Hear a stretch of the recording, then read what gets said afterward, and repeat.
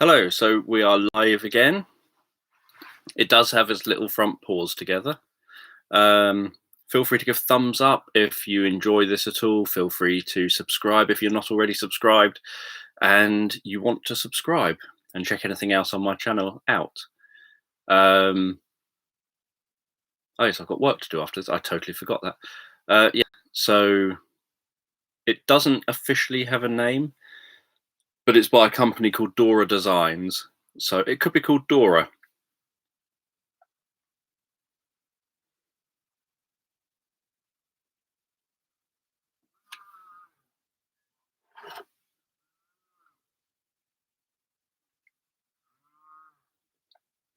My chair's squeaking today.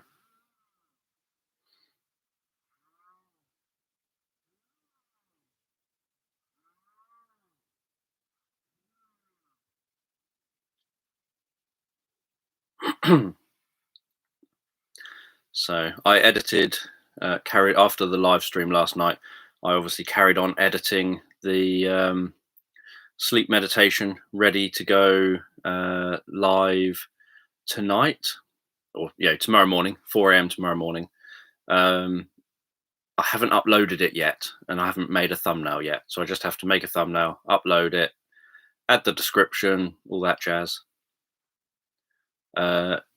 Did you like Evelyn?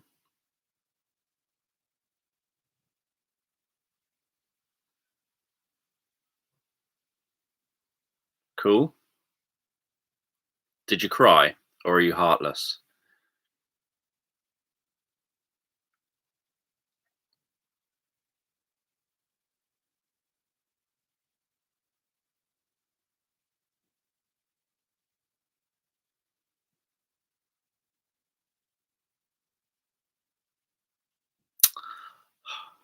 I don't know how you could not have cried.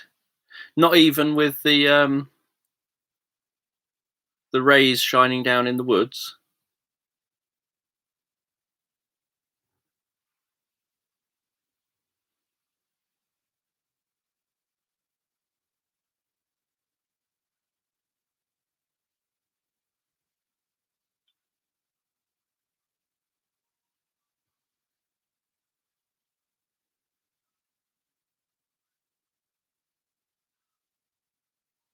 Yeah, I think it's a very good film, and I'm glad that the Children's Act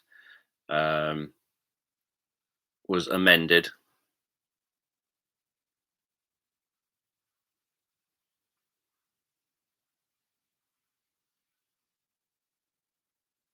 Thank you for joining in.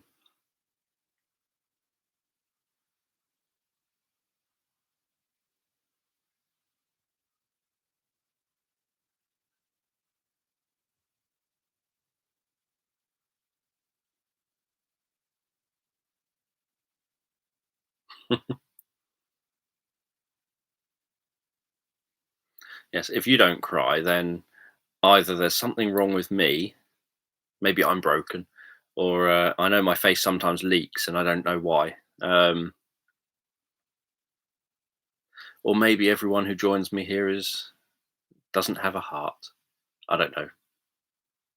I really doubt it's the second option. Glad the stories are helpful.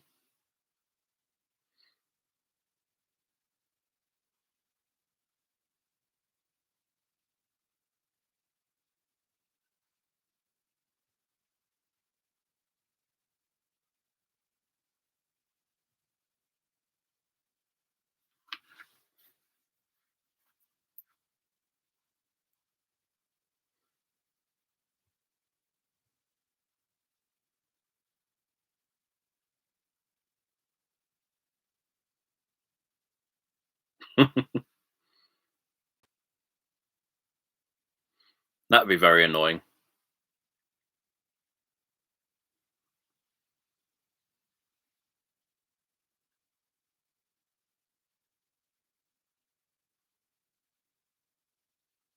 Well, at least it was on YouTube and you managed to get to watch the end. I saw the other day that Hudson Hawk is on YouTube. For those who haven't seen Hudson Hawk, only to rent on YouTube. It's not available for free anywhere, as far as I'm aware.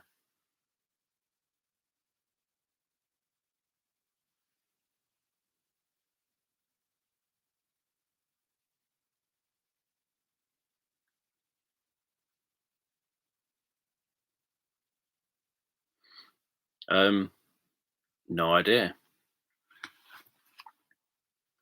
I've read a bit more of my Dean Koontz book today. That's a positive.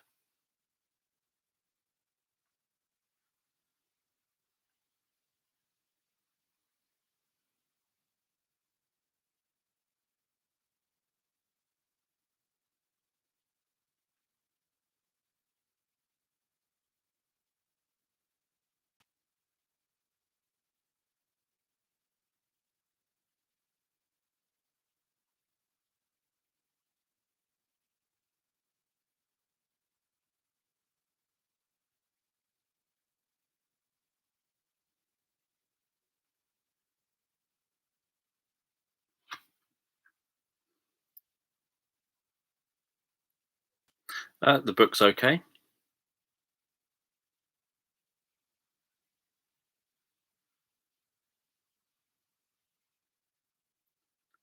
I've got it next to me.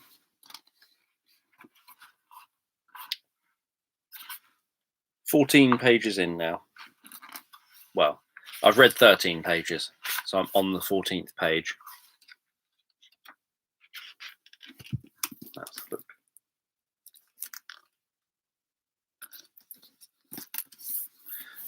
So far, it's the kind of book that I need to really read more of it in one sitting. So far, each chapter seems to have introduced a different person. There's a dog that has been given the smartness of a human. So it's as intelligent as a human, but it doesn't have the vocal cords to communicate that. The dog knows that its owner is going to die, I assume tonight, as in that's what it kind of points to in the story, and that the dog is going to be have the woman kind of says to the dog, after I've gone, you're going to live with the nurse, but the chapter is from the dog's point of view. And the dog says, I know that that's not what's going to happen. I've got other things I need to be going and doing. So the dog it is a character in the book.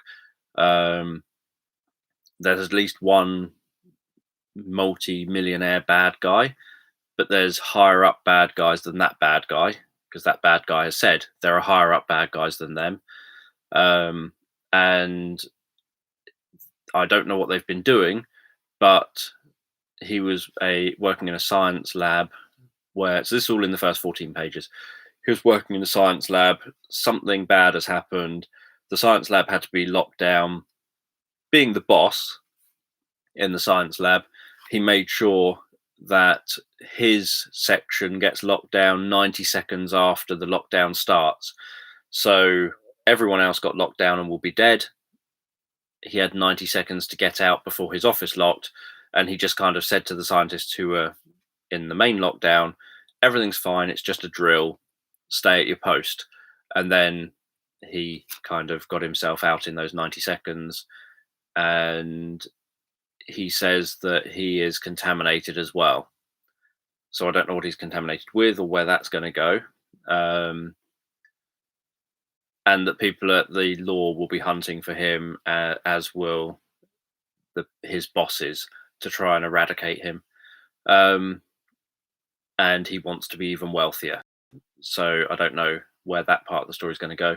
The autistic boy, turns out he's, I'd mentioned before that at the beginning it says that his dad had died. The autistic boy has written a document on his computer, sort of secretly, where it's about him getting his revenge on the people who he believes killed his dad.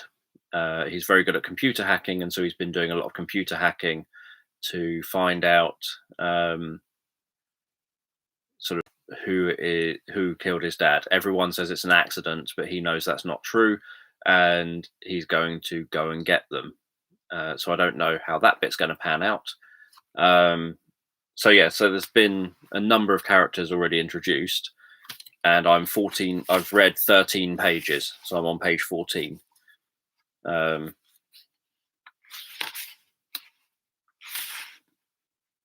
Well, no. Okay, so I say I've read 13 pages.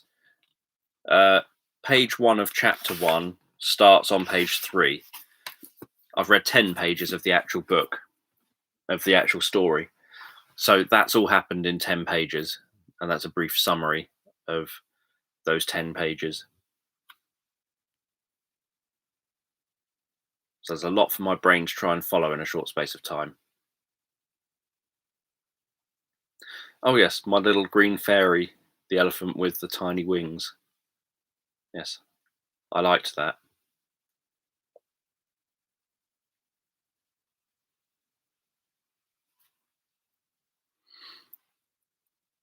It was the caterpillar from A Bug's Life, I think it is, that I was thinking about when I thought about that idea of the elephant with the tiny little wings. I ad-libbed it live on air based on whatever people in the live. So every Monday night I do it's a Monday night for UK time, 10 p.m. UK time. I do a live sleep meditation creation session, and what I do is I say to everyone, tell me random words. The viewers give me a list of random words. I then take those random words. I just say, okay, now take a moment to close your eyes, and then I do the story, and that's it. I do it all live there and then, based on that list of random words.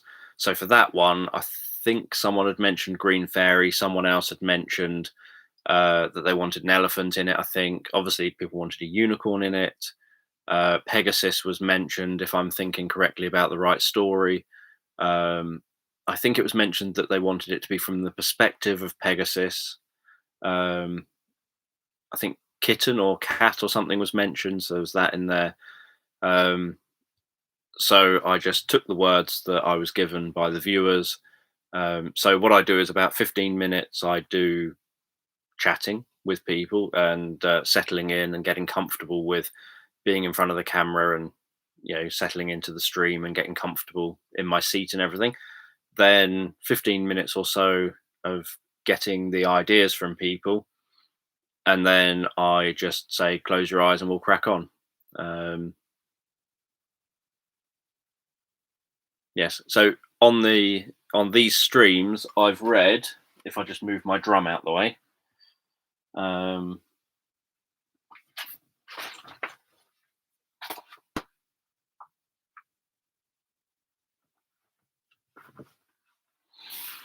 I've read my Hypnotic Assassin book entirely on here in the stream, and there's a playlist of that. I've read some stories from my children's books, so Sleepy Bedtime Tales and Relaxing Tales for Children. That's just a book of stories that are already on YouTube, so you don't need that.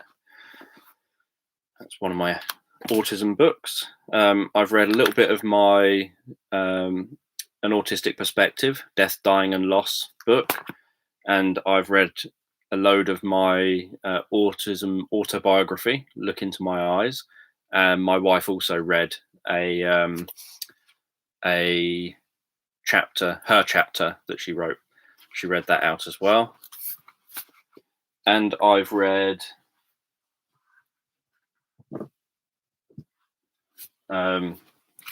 these are my 3 hypnotherapy books here.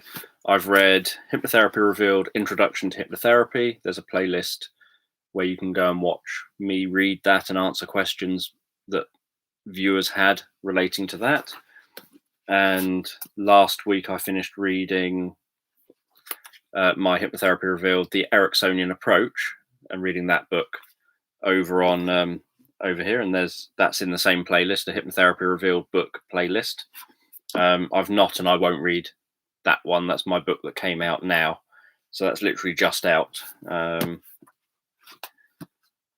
And it's a book of scripts, hypnotherapy scripts. So that's why I won't read it, because it's essentially just a bunch of scripts. Let's put those there. Move the Hypnotic Assassin back.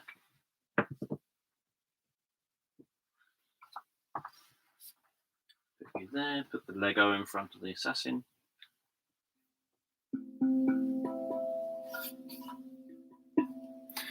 So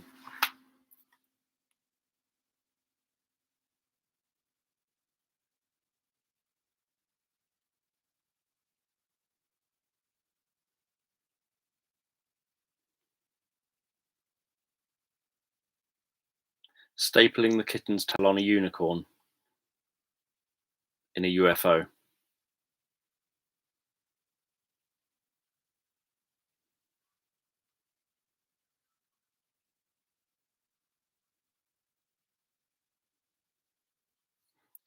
Yeah, I got some Lego for Christmas, and it's next to me so that I hopefully get time to build it. And I haven't yet had time to build it.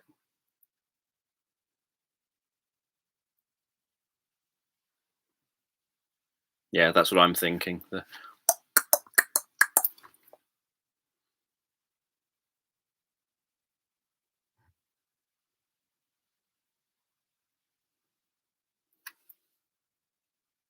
How have you managed to go years without doing Lego?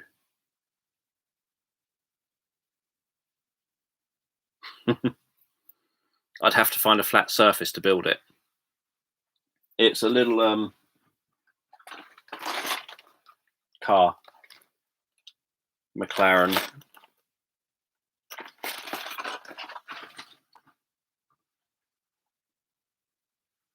We've got more Lego, but I like Technic Lego and Lego that you make something with, like you know, it has a design on it.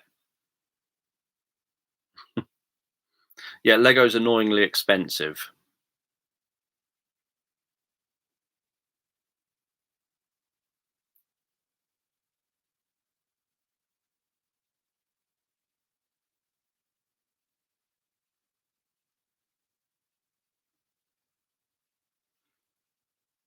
For me, it's more about not having space. It's like my reason for not buying comic books and graphic novels is that I just, where on earth am I going to start storing comic books and graphic novels?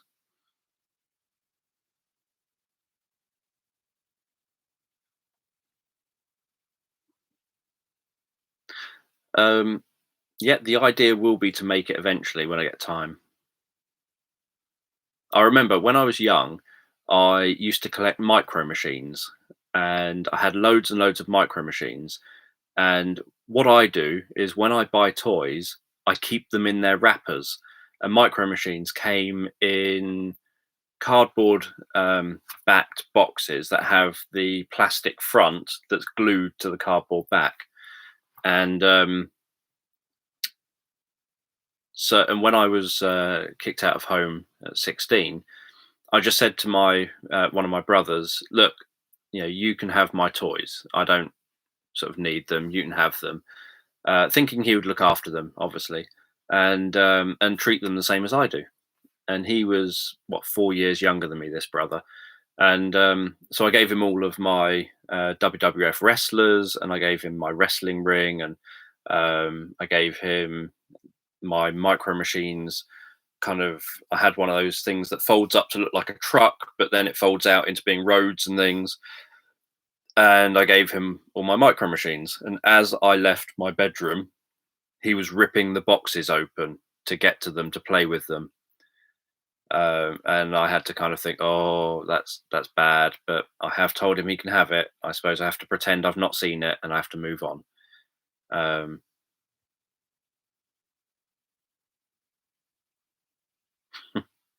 yeah, that'd be cool. Getaway vehicles in Lego.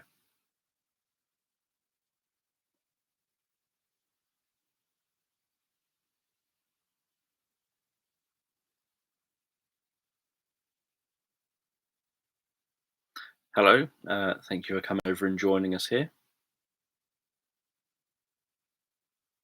I know it's disgusting, ripping open boxes of toys and playing with them.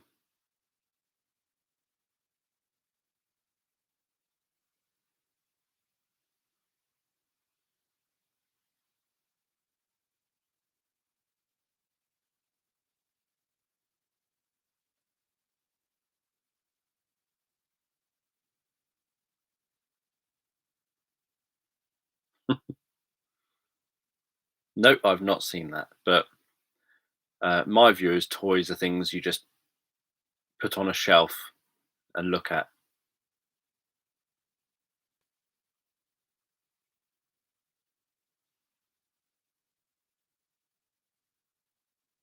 I'm not really very good at the idea of actually playing with toys.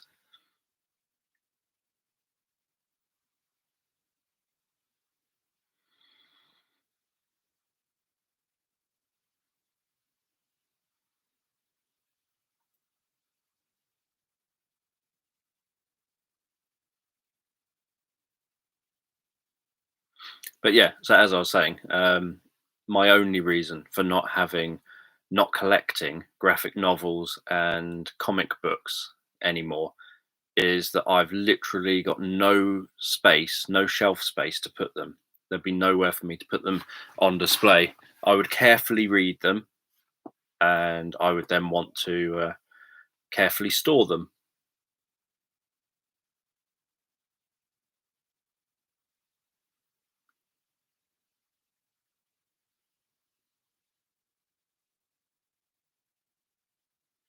Yeah, the thing with the micro machines is there isn't really any easy way of opening the box because it's the plastic glued onto the cardboard back.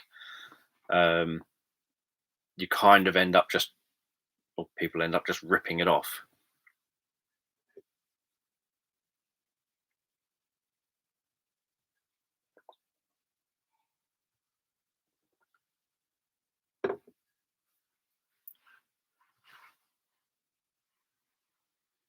Whereas I can understand if it comes in a box that you can carefully kind of open it and play with it.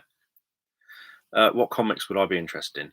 I used to like Teenage Mutant Ninja Turtles comics. I used to like, and I still have lots of. I got rid of all the comics. I think when you get older, you realise that perhaps the comics are the things that are worth more money. Um, but I used to have the Dandy Beano comics, things like that. I like things like Superman and Batman comics. Um, I like graphic novels. Like, well, again, there are Superman and Batman graphic novels. Um, kind of darker graphic novels, but also I imagine that I would like things like the and like Heroes graphic novel. I imagine that I would like the Game of Thrones graphic novel. Um,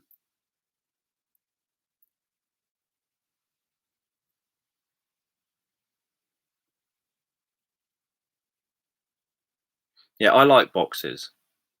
I can relate to a cat sitting in a box.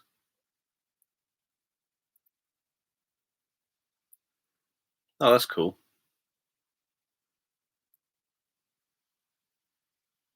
I wonder which one of my books you listen to on an audio CD.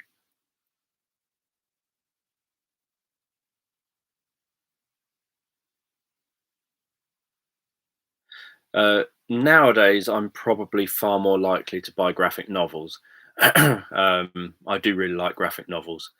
Down beside me here, I've predominantly got Beano and Dandy albums and things like that. In fact, I've got annuals down here.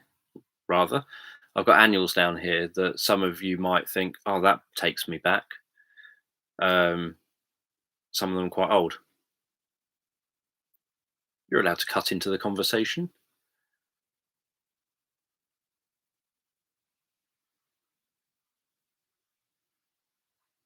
Even I cut into the conversation sometimes.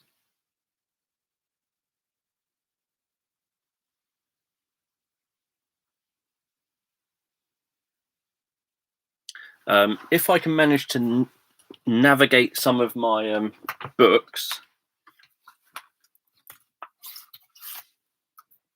there's an old Whizzer and Chips annual.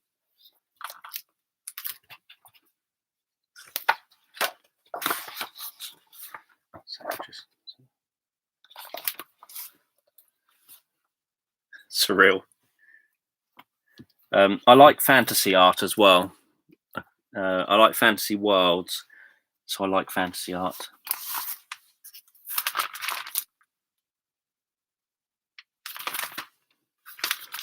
So that was a fun year.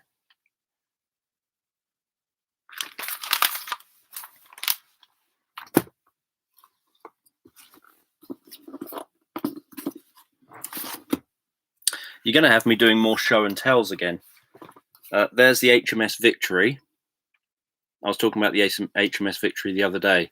Someone asked about Les Miserables, the film, and I said it was filmed down, a large part of it was filmed at Portsmouth in the dockyards. That's the Victory that's down at the dockyards. So you'll probably recognise the back end of that. I like the fact they've got the back end of it on the back of the book as being what they're trying to pull in there. This book, my magic uncle bought me when I was really young.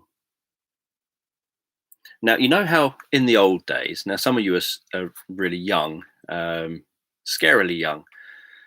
In the old days, health and safety was a little different. Now, I got this book when I was very young. I was probably about 8. This book teaches you how to do sword swallowing. My mum said it was an inappropriate book for my magic uncle to get me. I told her she's wrong. It's a very appropriate book to get me. Who doesn't want a book about turning eggs black and doing sword swallowing and various other bits and pieces?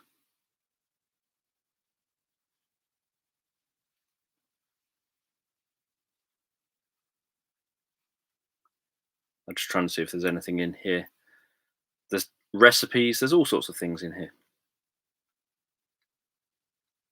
It's a very been through book. Yeah, you want demonstrations of sword swallowing. I have just eaten. The first thing about sword swallowing, don't eat for a very long time. You need an empty stomach. But yeah, so as a very young child, I got a book about sword swallowing as a birthday present, Christmas present. I can't remember which now. I've got see, these books on this bottom shelf that I'm going through are some of my really, really old books in terms of books I've owned for a very long time, like from being a child. So there's my book about Arundel Castle, the Arundel Castle program that you can get when you enter Arundel Castle.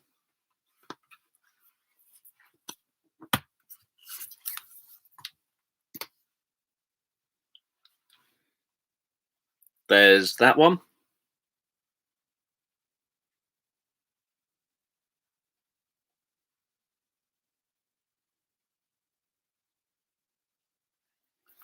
Yeah, he was the cool uncle. Yeah, always doing magic.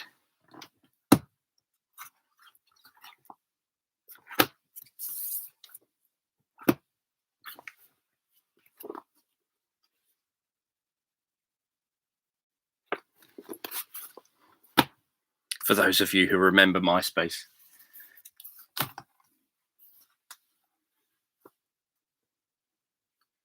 I again missed that. Wasn't looking at the How to Grow Your Own Drugs book. There's the volume 1 of the Heroes graphic novel. When Heroes was good.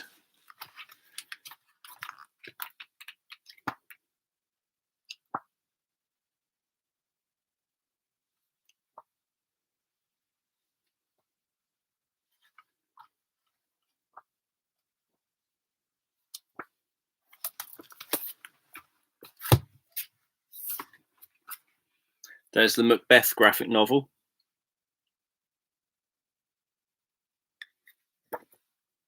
You want to see the inside?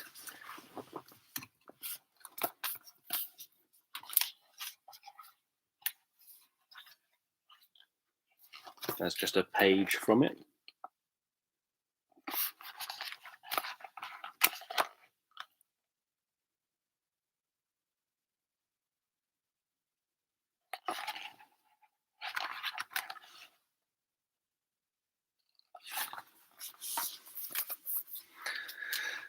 I liked Hero. His name was Hero. I liked Sylar, and Sylar obviously turned out to be good.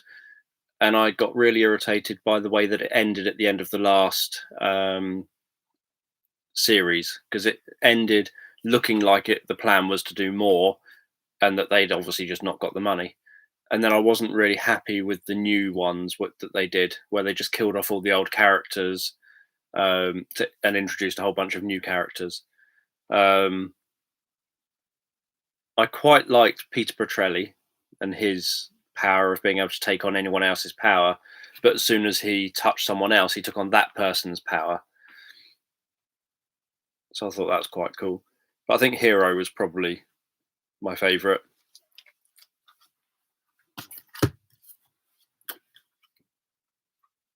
Yeah, that's the Macbeth one on the inside.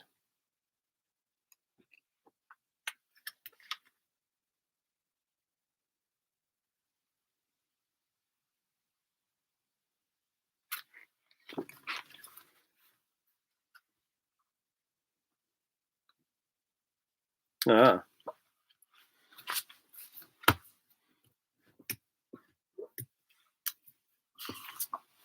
Yes, I've no idea if I'm a cool uncle. I don't think I am. I don't really see any of my nieces and nephews. Got Futurama one.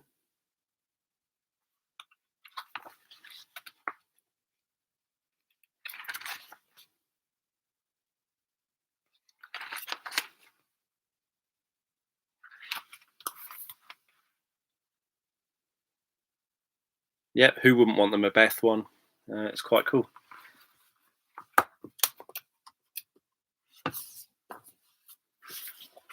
That's a book about Dubai.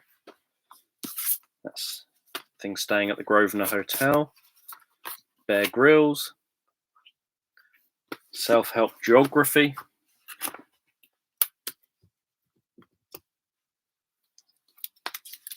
Chinese proverbs. I quite like proverbs.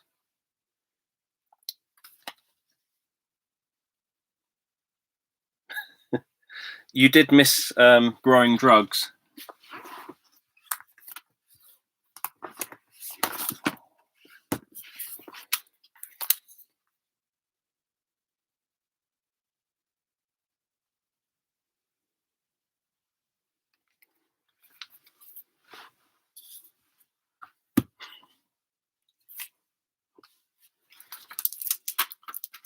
Yeah, I like things like proverbs. Obviously, I try and get them into.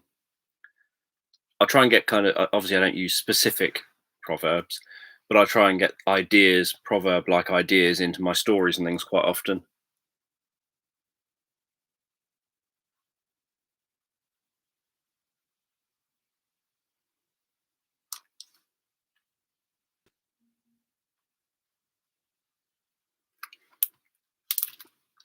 So yeah, there's a lot of them in there.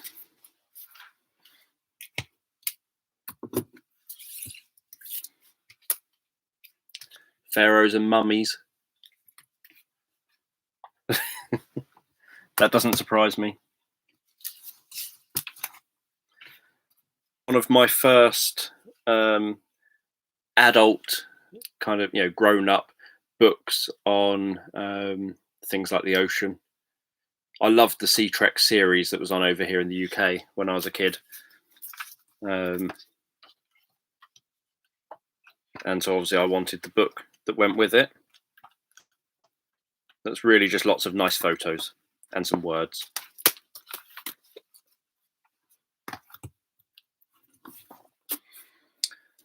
Got that one.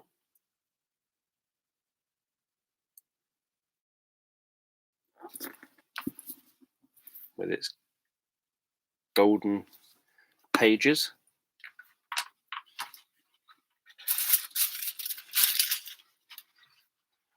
So that's, I don't know if I can hold it up. From 1894.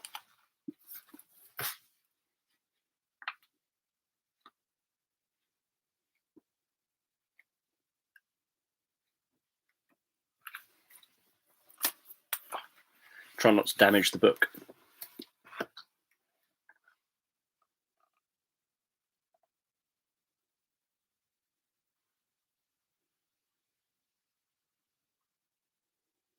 So it's just lots of things like that. It's hard to show it without damaging it.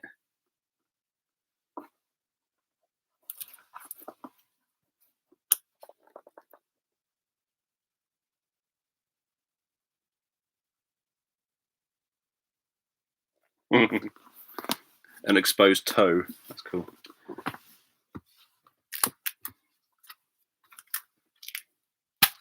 You literally are getting a really random show and tell here. This is a very well read book as well of mine.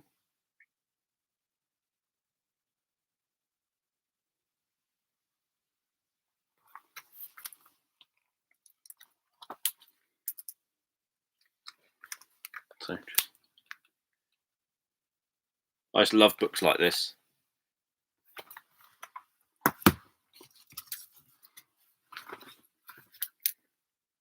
Book of Magic. I've got a lot of books on magic, which probably won't surprise anyone.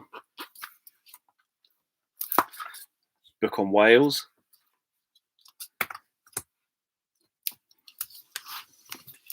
It's like, what do you go to Dan's channel for? Well, he shows us completely random books. It's just like being in a charity shop.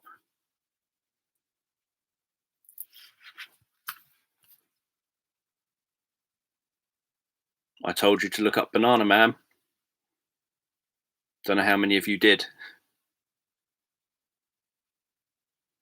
Hello, thank you for popping in.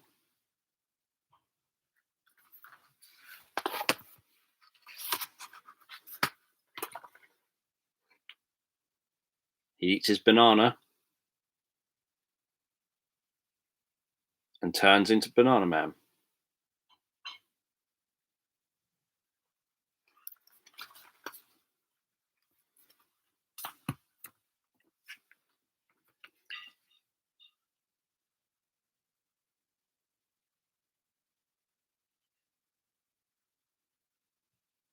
He does have a big chin.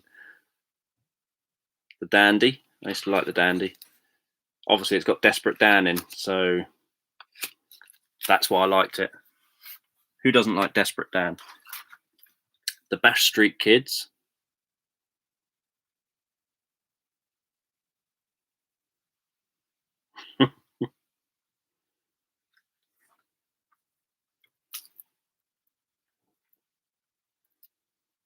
There's we've got some politicians that look like some of these kids.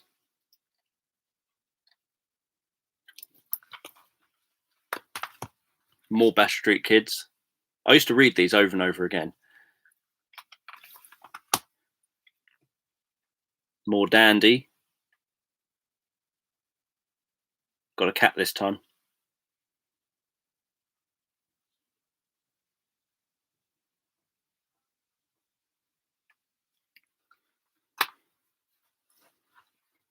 Dandy Annual with Desperate Dan on the front cover.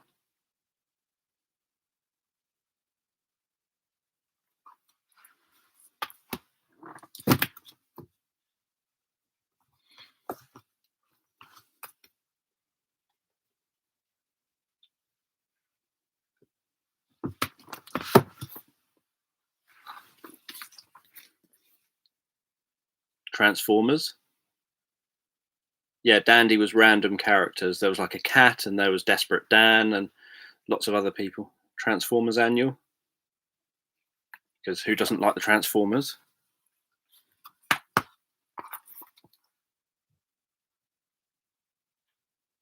Nope, never read Mad Magazine.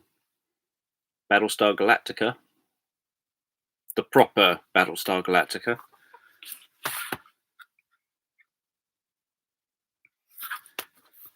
Now, something tells me that I was an adult when I bought this. Let's have a... Oh, no, I wasn't.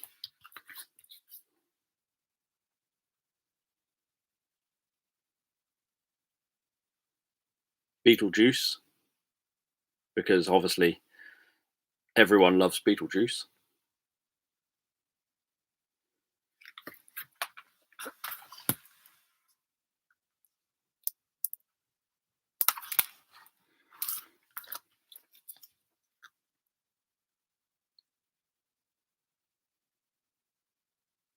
Desperate Dan again.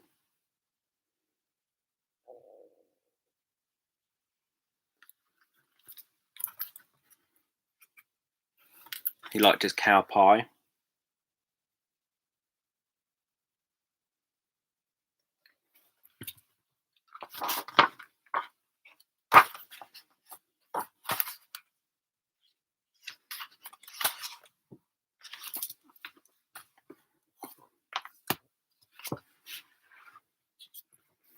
And now you've got things that might, might bring back memories. Looking annual.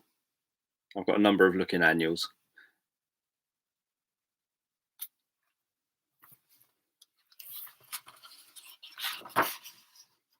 So this is from 1982. It's got ABBA. I don't know why he was desperate.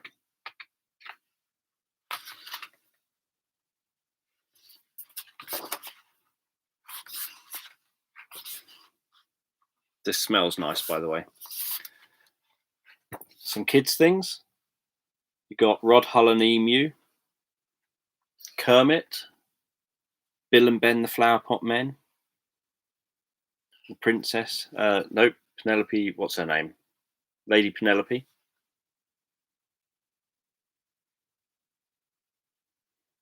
Yeah, I wasn't thinking so much about it being a thing there. It was more about what's in it.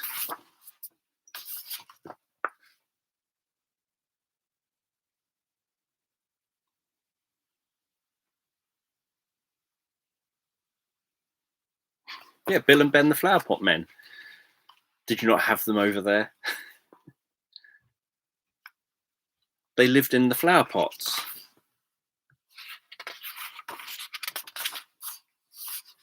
Adamant.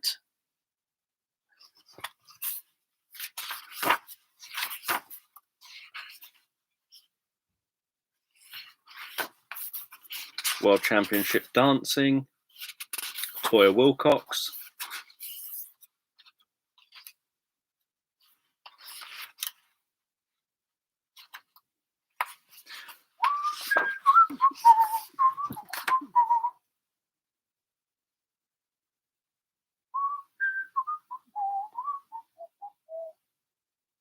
Smurfs.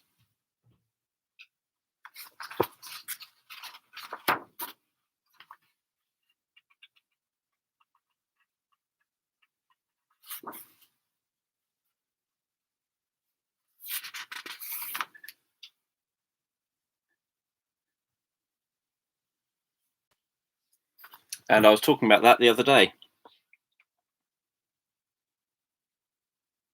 If you look at how it ends. No, this is just how it was. But if you look at how this ends, I was talking about this sketch the other day.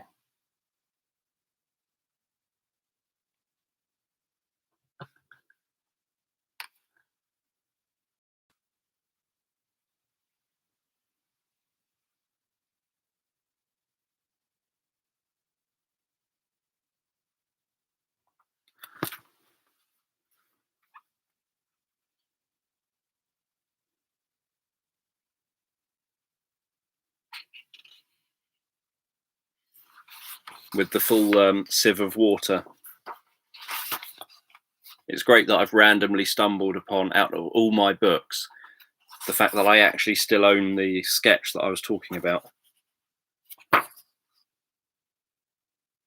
There's Big Daddy, for those who remember Big Daddy, one of our UK wrestlers, down in the bottom here. Yeah, 3 walnuts. Spider-Man. Danger Mouse. Do you remember Danger Mouse?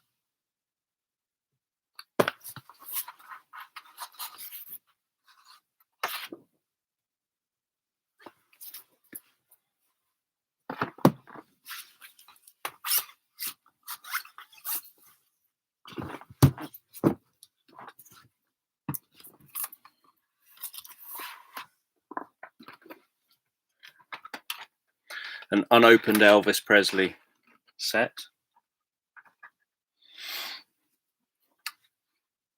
Giant Book of Myths and Legends.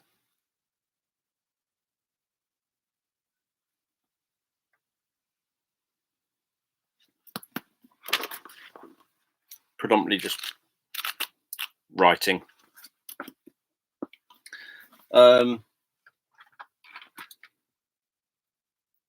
Because I didn't have any interest in it.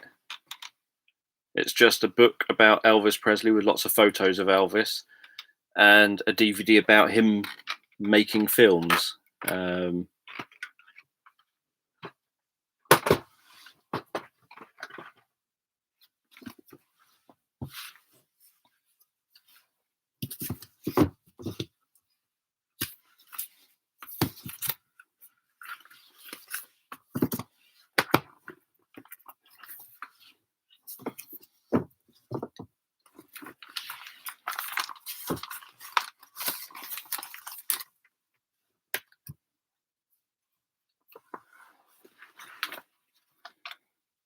Got a random Mensa Genius test kit.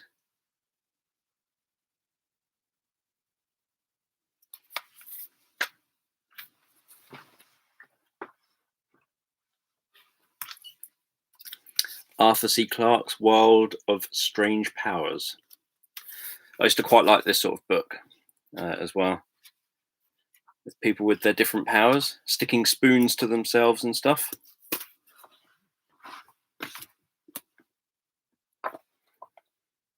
The Physics of Star Trek.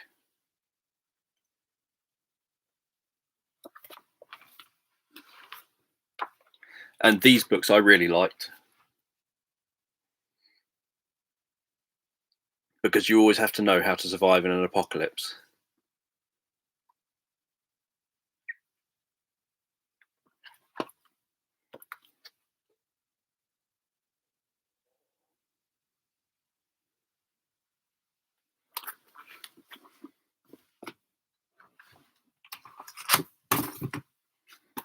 And then I've got all of these, but I bought them all in a single book, which is quite cool. I don't really have an opinion of Mensa. You just seem to submit tests and they tell you that you're brainy. So the worst case scenario handbooks are brilliant. So I've got all of them, but I've also bought them as one big book. So, How to Escape from a Bear. It's something I need literally every day.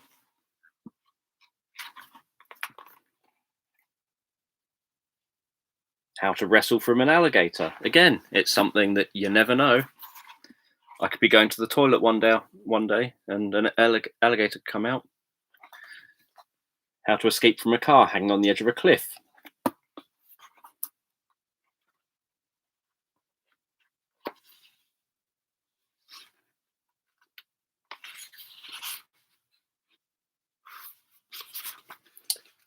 How to Determine if your date is an axe murderer.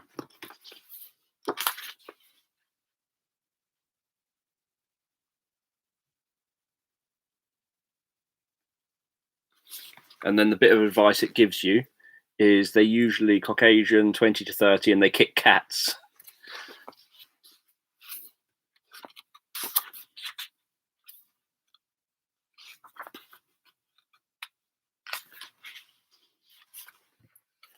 How to Survive Meeting Parents.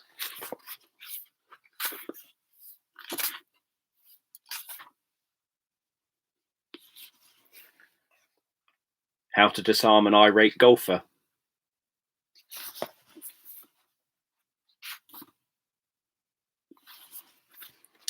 How to Silence Christmas Carolers. So yes, so I enjoy that.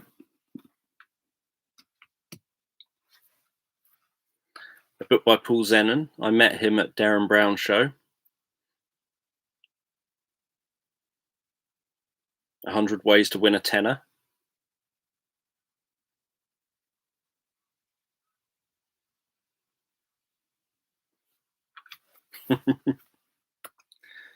Yes. My granddad would always tell them to carry on. So they would start singing and then they would stop and they would look expectantly, waiting for something, and Grandad would tell them to carry on, and then normally they would just never come back again. Yeah, Paul Zenon. I used to watch all his magic shows back in the 90s and early 2000s. And then a couple of years ago, I went to a Darren Brown show. While there, I saw him. There's like, I don't know, 3,000 people or whatever in the auditorium. And I caught sight of him in the auditorium, saw him come in, and spent the entire first half working out how I could get from my seat to the seat he was sitting in, get a photo with him, and get back to my seat without drawing any attention to him, so that no one else would dive in and get a photo with him as well. So that I wouldn't have to wait in a queue or anything to try and get a photo. So I did that. Bushcraft survival.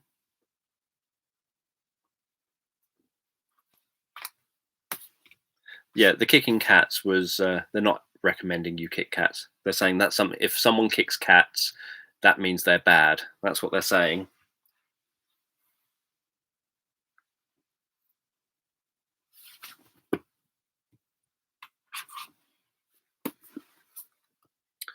Science of the X-Files.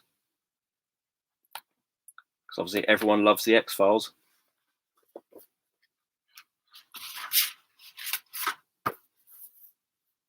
A book about being left-handed.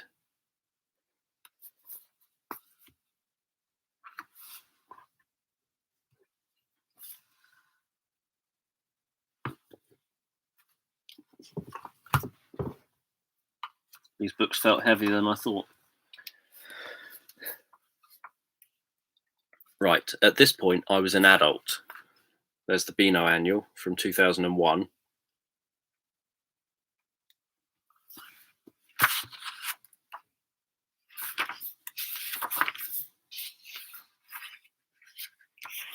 There's Dennis the Menace, for those who like Dennis the Menace. He's being a bit of a menace.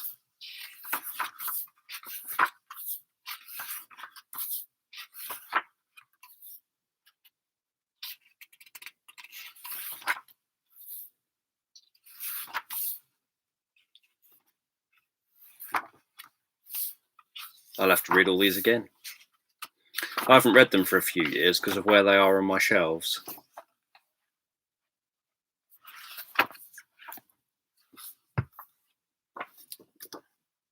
Desperate Dan.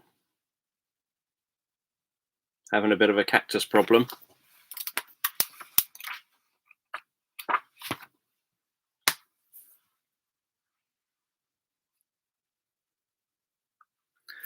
The Dandy from 2006. You got to remember I was born in 1978.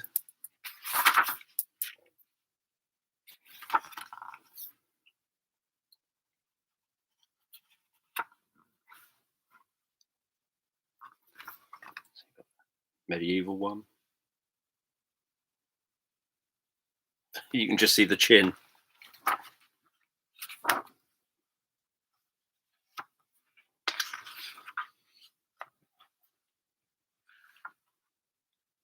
That'll be me in a couple of years' time.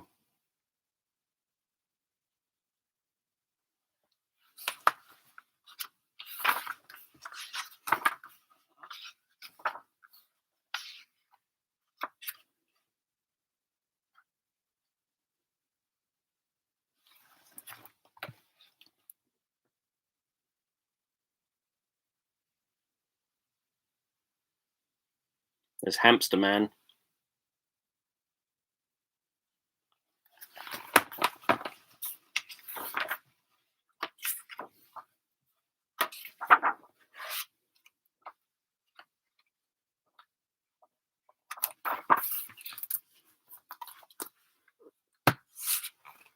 And then I've got more looking annuals.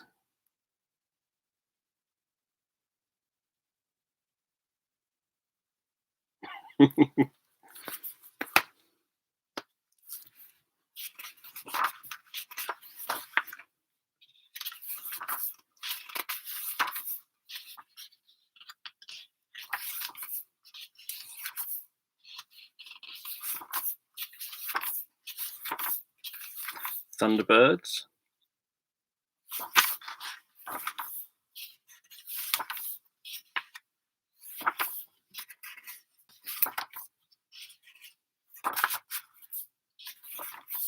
Trying to see if there's anything you might recognise in here.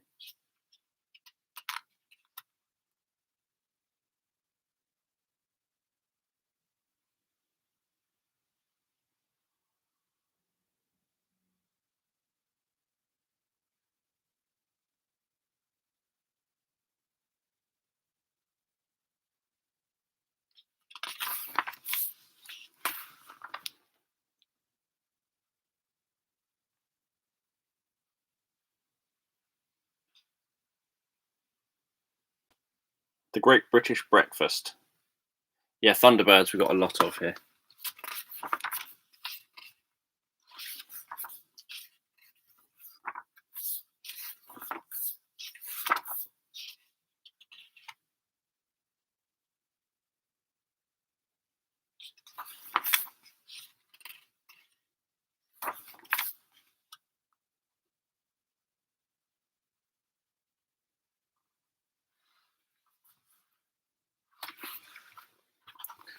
Cartoons.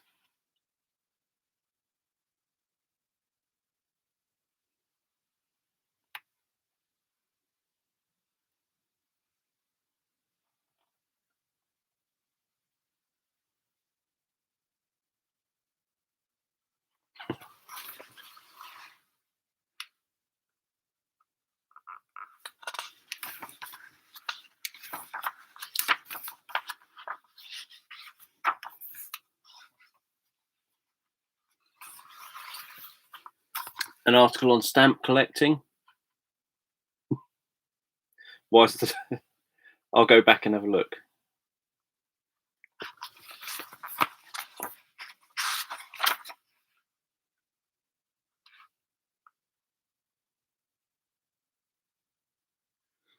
He'd been to see a dental surgeon, it looks like.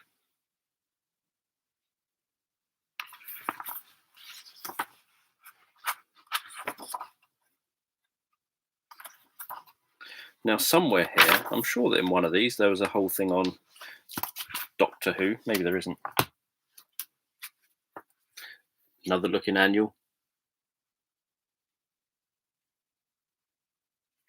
Hello, Bonnie.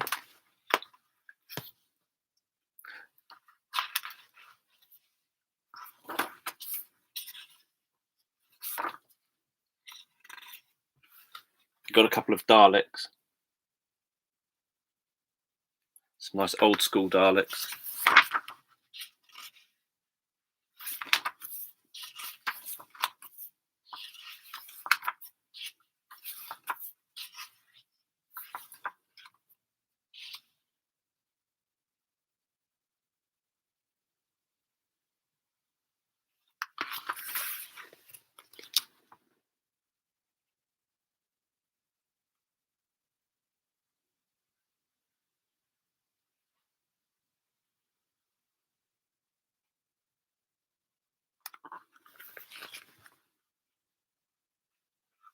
Why did the orange stop halfway up the hill? Because it ran out of juice. Why did the granny put her roller skates on her rocking chair? Because she wanted to rock and roll. Why did the sailor grab a bar of soap when his ship sank? So he could wash himself ashore.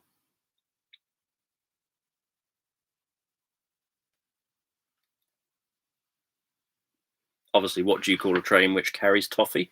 The choo-choo train.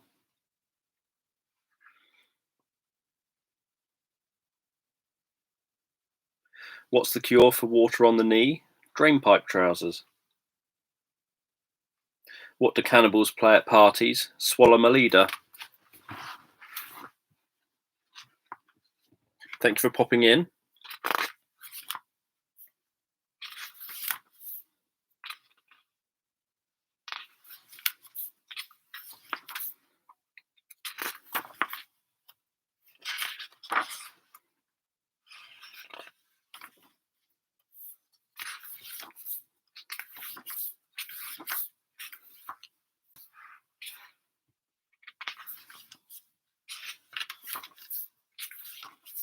Football. Don't like football.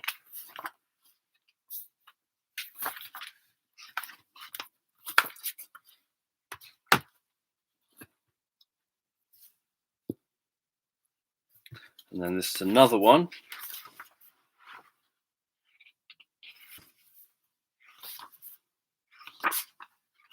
A lot of the focus is on the tomorrow people.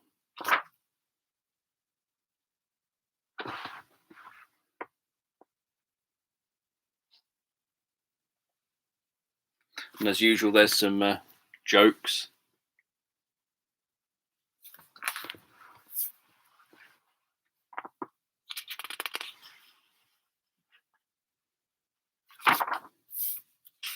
Yeah, I remember that.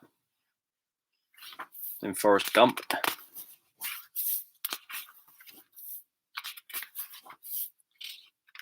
More information about stamp collecting. There were 70s and 80s trousers that were like very wide, I think, and straight.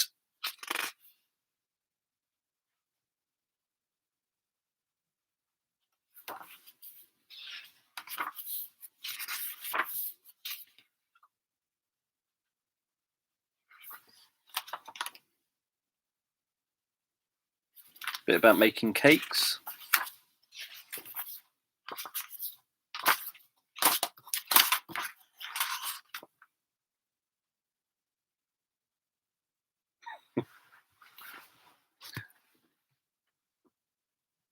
You got someone wearing a fitted carpet.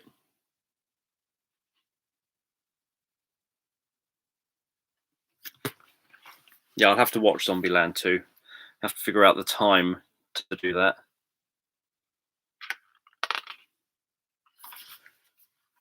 I don't have. There's the carpet comes up in the story that I've edited that goes live tomorrow. How tight fitting are they?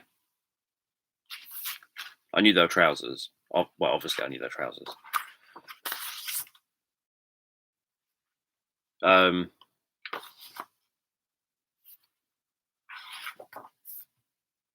Spot the difference. Yeah, what was I saying? Yeah, there was the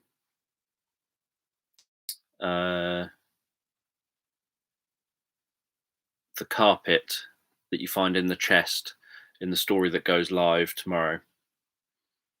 But it's not fitted.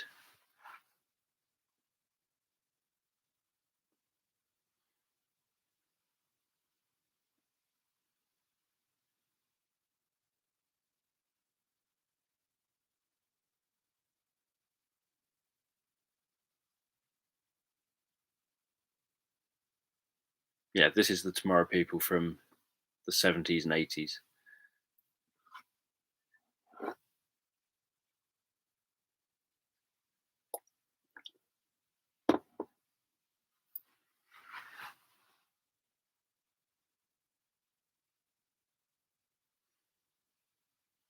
It's the one where I talk about the galaxy far, far away.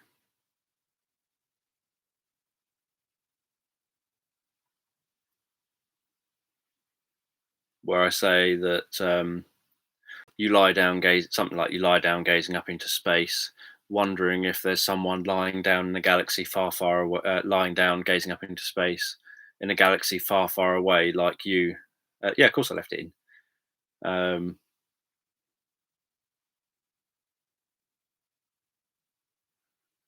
So yeah, so I say that you're wondering whether there's someone in a galaxy far, far away, wondering whether there's someone in a galaxy, wondering whether someone's looking back on them.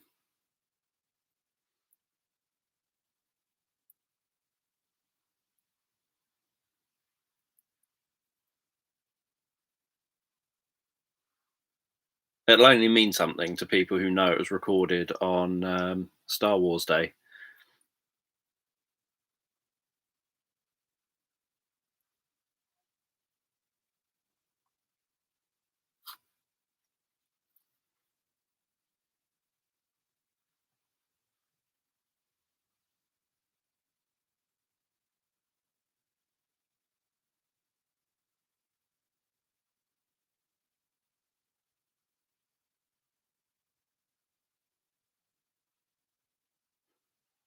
Rogue fireflies,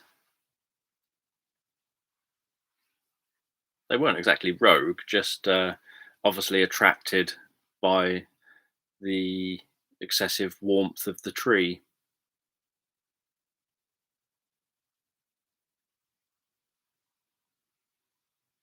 Yeah, it's in a box. I'd have to have tried to find it.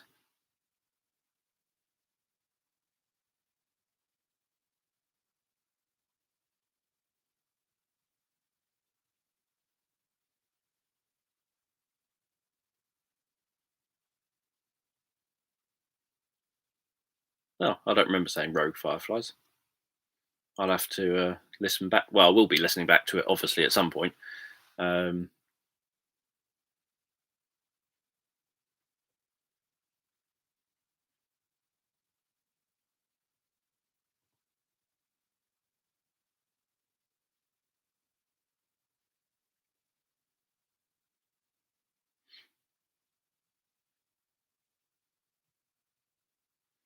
I don't remember calling them rogue, but maybe I did. If I did, then I'm sure I must have done for some reason. Bit of an odd thing to say.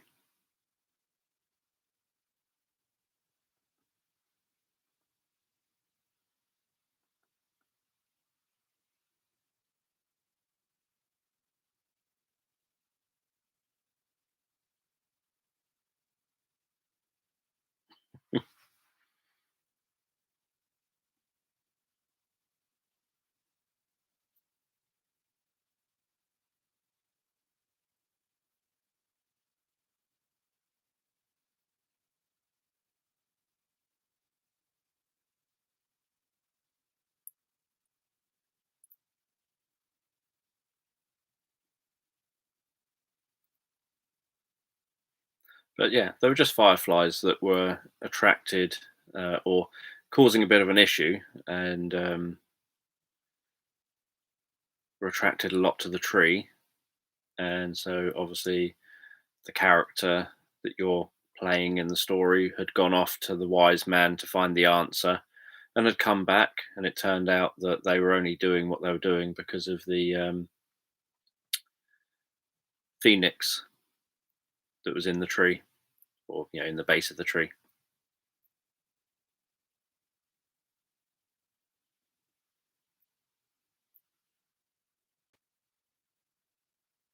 Yeah, these aren't the droids you're looking for.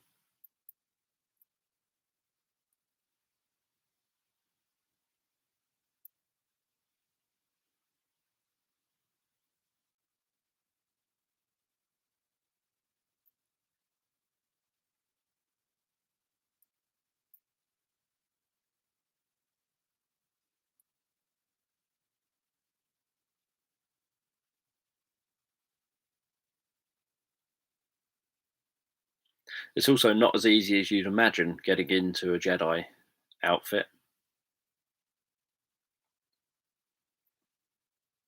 with all the random drapes of material that you're trying to hold in place.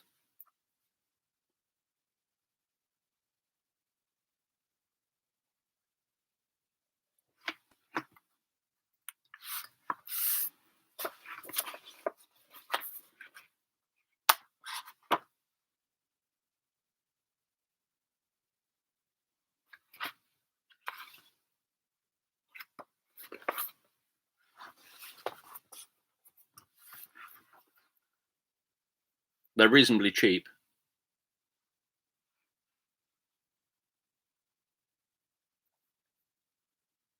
I got mine from Amazon.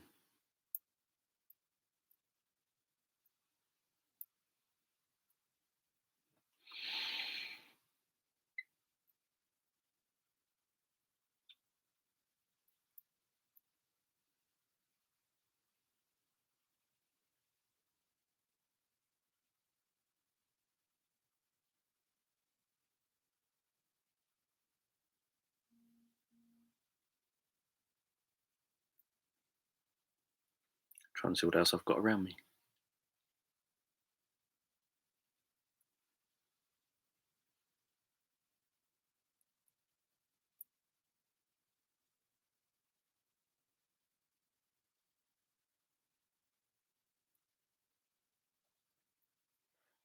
I've been through many of the books on the shelf that I was going through.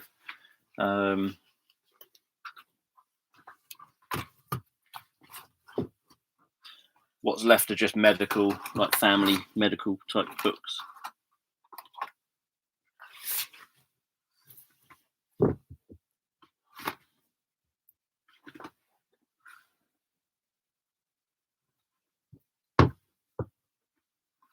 Oh, so I need to put the Elvis thing back first.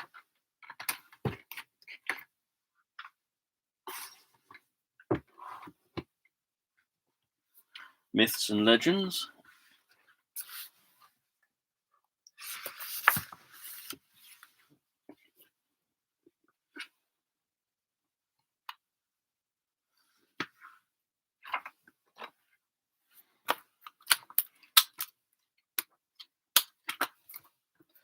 Books on fantasy art.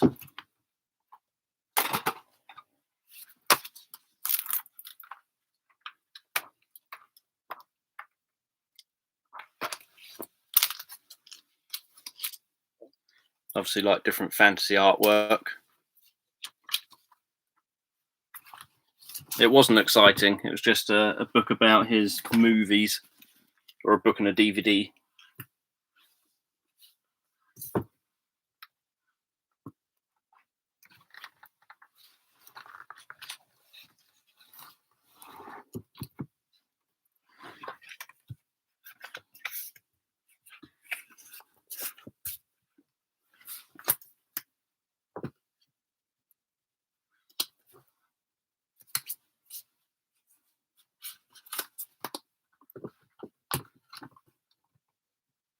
Books on Dubai.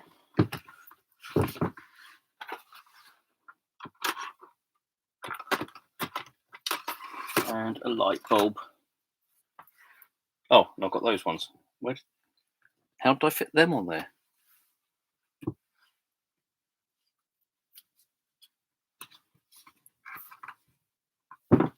There.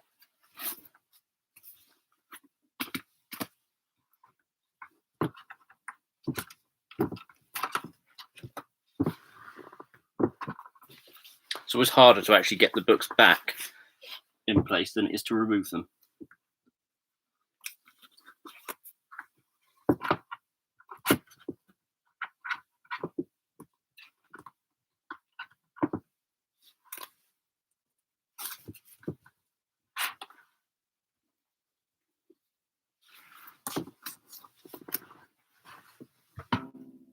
Whoops.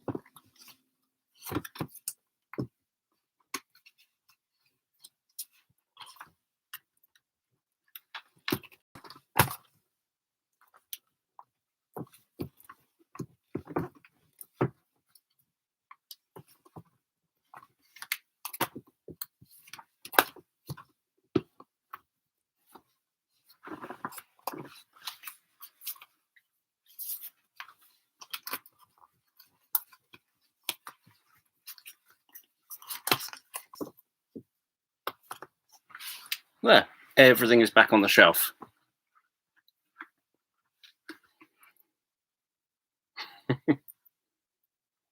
Yep, that's why I've got books on Dubai. When I went there for the first time, I bought, on return, I bought like a sort of book about Dubai, like just a travel guide thing, knowing that, because I went to work first, so I bought a travel guide book with the idea of thinking that Abby and myself would probably visit, and then obviously we went a couple of times, and so during those times I bought a couple more Dubai books, just about different stuff that's on and little maps and things.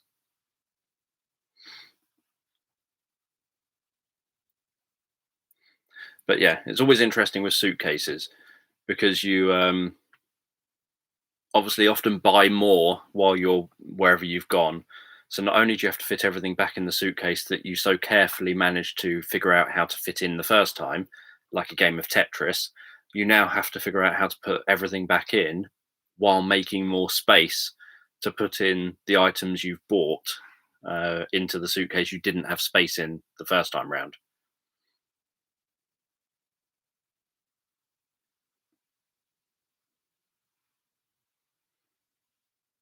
if you play one, it just sounds like that. Yeah, it's many hours by plane to go to Dubai. What's quite nice going to Dubai, what I found quite nice going to Dubai, I'm not really a fan of flying, so I can't imagine repeating the experience. Um, but you would set off on the plane at breakfast time. So you would eat breakfast before you get on the plane. You'd set off on the plane, and you would arrive at what would have been dinner time if you were at home, but it's lunchtime in Dubai because you obviously wind your clocks back on arrival at Dubai. So what happens is you eat breakfast before you set off. You eat lunch on the aeroplane, like 4 hours later or whatever it is. You eat lunch on the aeroplane. You then arrive at lunchtime in Dubai, meaning you get to eat lunch when you arrive, and then you get to eat dinner that evening.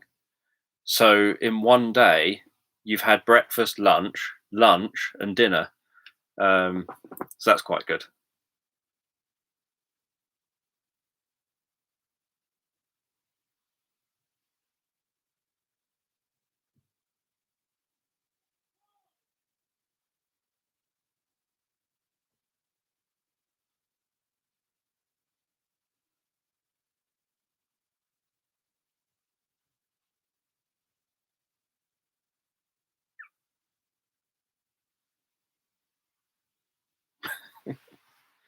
Yeah. So yeah, so I just obviously think the timing of it somehow it just works out just right.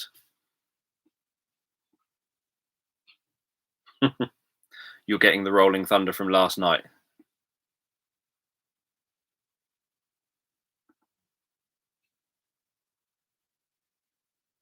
and the thunder rolls, as someone once sung.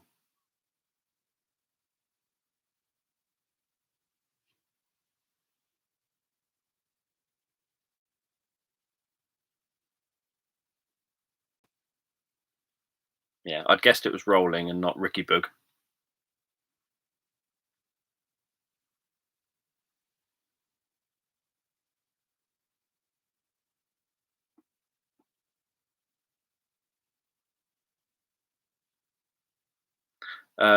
Yeah, went to Dubai more than once. I went there the first time to work on a TV program, um, and then second and third time with Abby on holiday.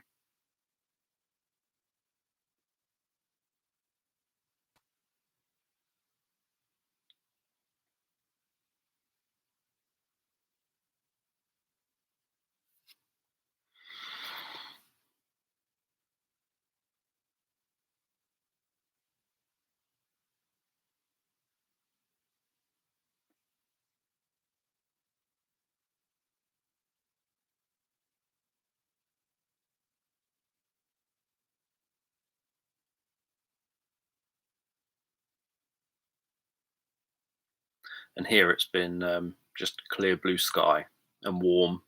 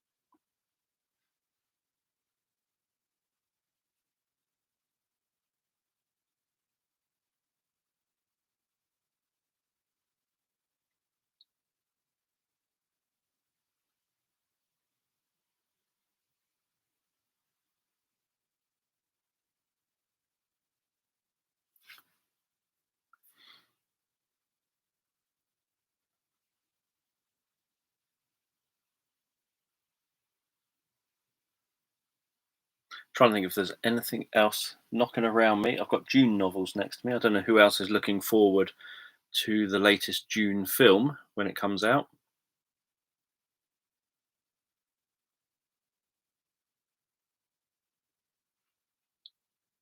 Don't know. I'd have to probably do it at a table. or at least find some way of making sure that the Lego can be seen on camera as well.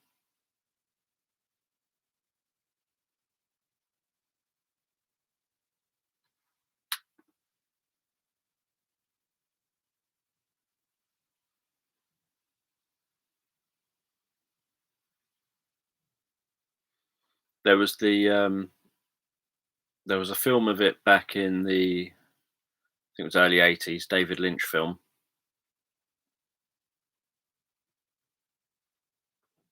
That's what's being proposed. Yeah, there was the David Lynch film back in the, I think, the '80s, with Patrick Stewart and a few others, but Patrick Stewart's the important one in it. Um, there is, I'm trying to think, Children of June and June. So June and then Children of June. The yeah, the guy from Twin Peaks was in it as well. That was in, I think, the early 2000s. Was the mini TV series, which I quite liked. But you kind of have to do. There's 3 novels, like a June trilogy. That if you're going to do it, you kind of have to do those 3. You can't just do 1 and 2 and not 3. So it's annoying they didn't make like a 3rd mini series to have all 3 have all 3 novels turned into a mini series. There's a lot more books than just those 3. I've got them all next to me here, obviously.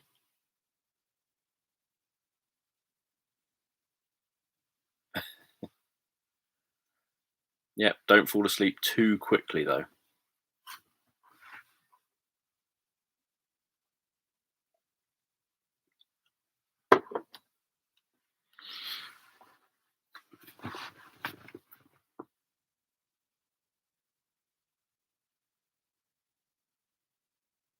I don't know. They were on in America, so they're on, I don't know, whatever American TV channel. They weren't on in the UK, and so I obviously knew about them. And in the UK, they were released on DVD, so I bought the DVDs of the first and second one, and would have bought the 3rd DVD series if they'd released that. So I don't know how well they did or didn't do, or if it was just one of those things where it doesn't really matter how well they did. There was something else, perhaps even bigger or better, that had to be on air, or maybe there was a licensing issue. I don't know. I don't know what the reason was for not doing 3.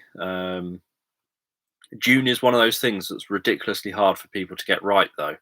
It's so complex and has so many, or I say it's so complex. It's like Lord of the Rings, in terms of there's so much like world building that it's easy for a filmmaker to get it wrong because of the world that they're trying to set it in. And if the world doesn't match and the kind of way the world is portrayed doesn't match, then it just doesn't end up working out. I don't set alarm clocks. I literally wake up when I'm awake.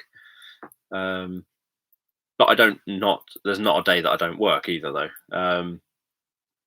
But yeah, so the June world is a bit like, for example, there's been really good Lord of the Rings films, in my opinion. I think they're really good, that have covered the 3 main books and The Hobbit. But there's obviously a lot more to the Lord of the Rings world than that. And that wasn't the first attempt at obviously trying to do a Lord of the Rings film, the Peter Jackson ones. There's been previous attempts. There's been like the cartoon, which actually I quite like the cartoon, but the cartoon I assume didn't do as well as it should have done because they never made follow-up cartoons. So the cartoon ends kind of, it doesn't complete the story. It's irritating, but it's good. So yeah, so the Lord of the Rings ones, there's the prequels or whatever to that. But with June, there's so much more depth to it, even than Lord of the Rings. And it can be quite slow paced. So I think that has a problem as well. because if you've got a film that's, if you're trying to take it seriously and trying to kind of honor the film or honor the books, having it slow paced, people don't like slow paced that much. But there's lots of different types of characters that need to be brought into it. It's also, so the Lord of the Rings books span thousands of years, as many of you probably know. But the actual books that, the sort of Lord of the Rings trilogy and The Hobbit don't. So they can make very good films. It's very easy to just do that. The other stuff can kind of not come into it. Whereas with the Dune novels, it spans something like 10,000 years. And part of it is that the actual overarching story spans a big chunk of that time. So you have to figure out how you then portray that on camera, how you keep fans engaged, the viewers engaged or whatever.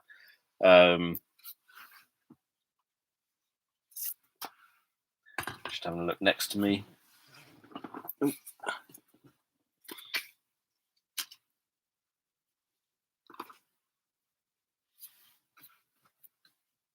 Seeing what's what. See, the recent books have been written by Brian Herbert, Frank Herbert's son, and Kevin J. Anderson.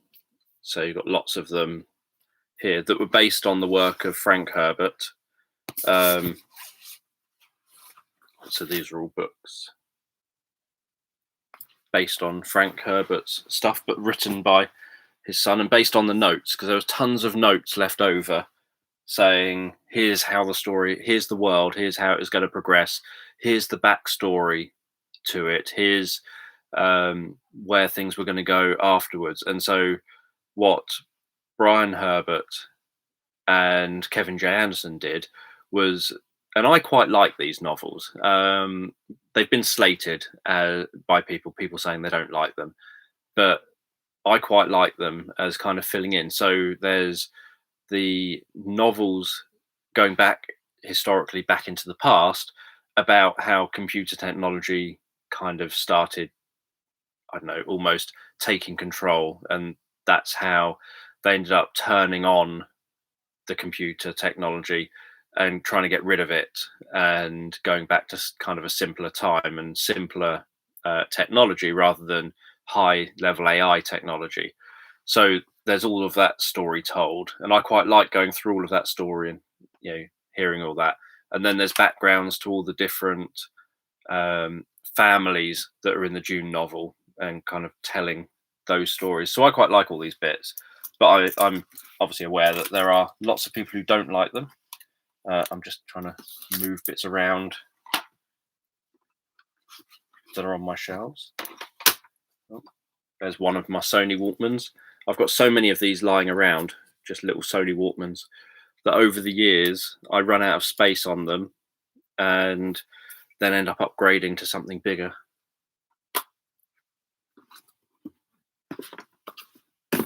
Camera lens boxes.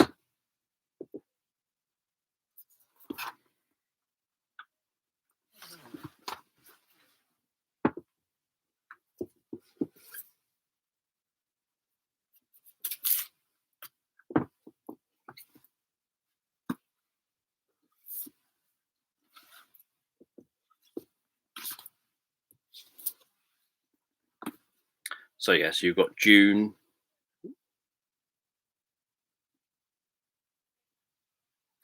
There's nowhere it's got reflective writing on it. I can't get anywhere where you can't see. You can see it without the writing. So that was turned into a mini series and a film. You've got Children of Dune. Again, it's got reflective writing. So that's by Frank Herbert as well. Children of Dune. So that was a mini series as well. So that's, well, if you ever watch it, you'll find out without me revealing it all. God Emperor of Dune.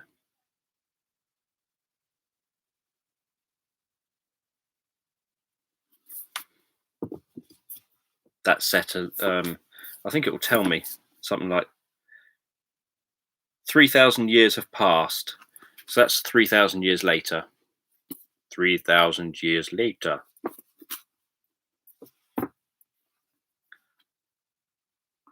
One, two, three. Come on, where are the others?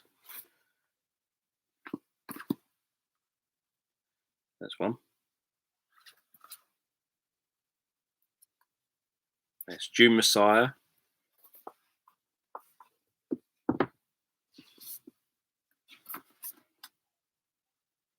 Heretics of June. Chapter House June. So that's the 6 by Frank Herbert. And then you've got Prelude to June.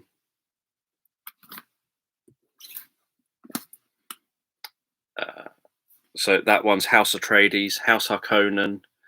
So these Prelude to June ones are about the different families that come into it.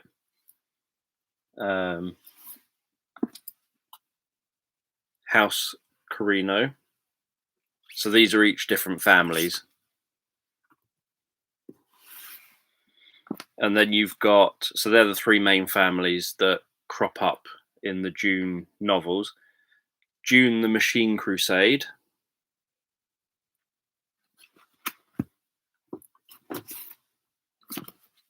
The Butlerian Jihad.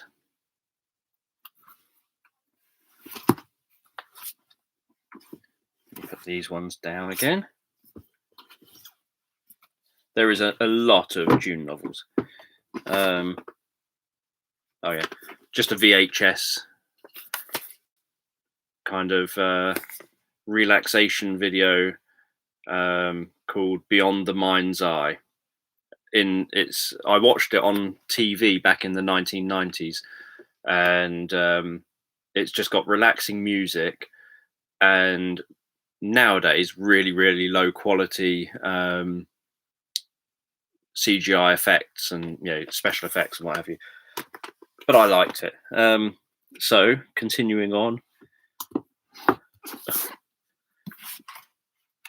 By the way, some of these are very, very, very big and long books. The Battle of Corinne. So yeah, so it's like literally normal sized writing, just lots of pages. Typical fantasy type book, in my opinion. One of these has an error in it that I noticed, and I contacted them to correct them, and they corrected it. So I know that the first edition, the one I own, has an error in it that future editions or printings don't. I think it's this one. Hunters of June.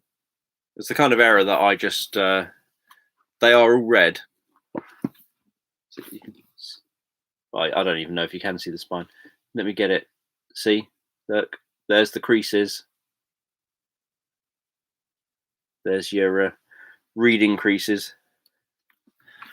So I haven't read all of them, but all of these that I'm showing you, I've read. So Hunters of June. I've read so many, so many thousands and thousands and thousands of words, I wouldn't be able to tell you without, a bit like my sleep meditations, I can't even do it with that, but I wouldn't be able to tell you without actually reading them, like reading the descriptions. I wouldn't be able to tell you the ins and outs of them all.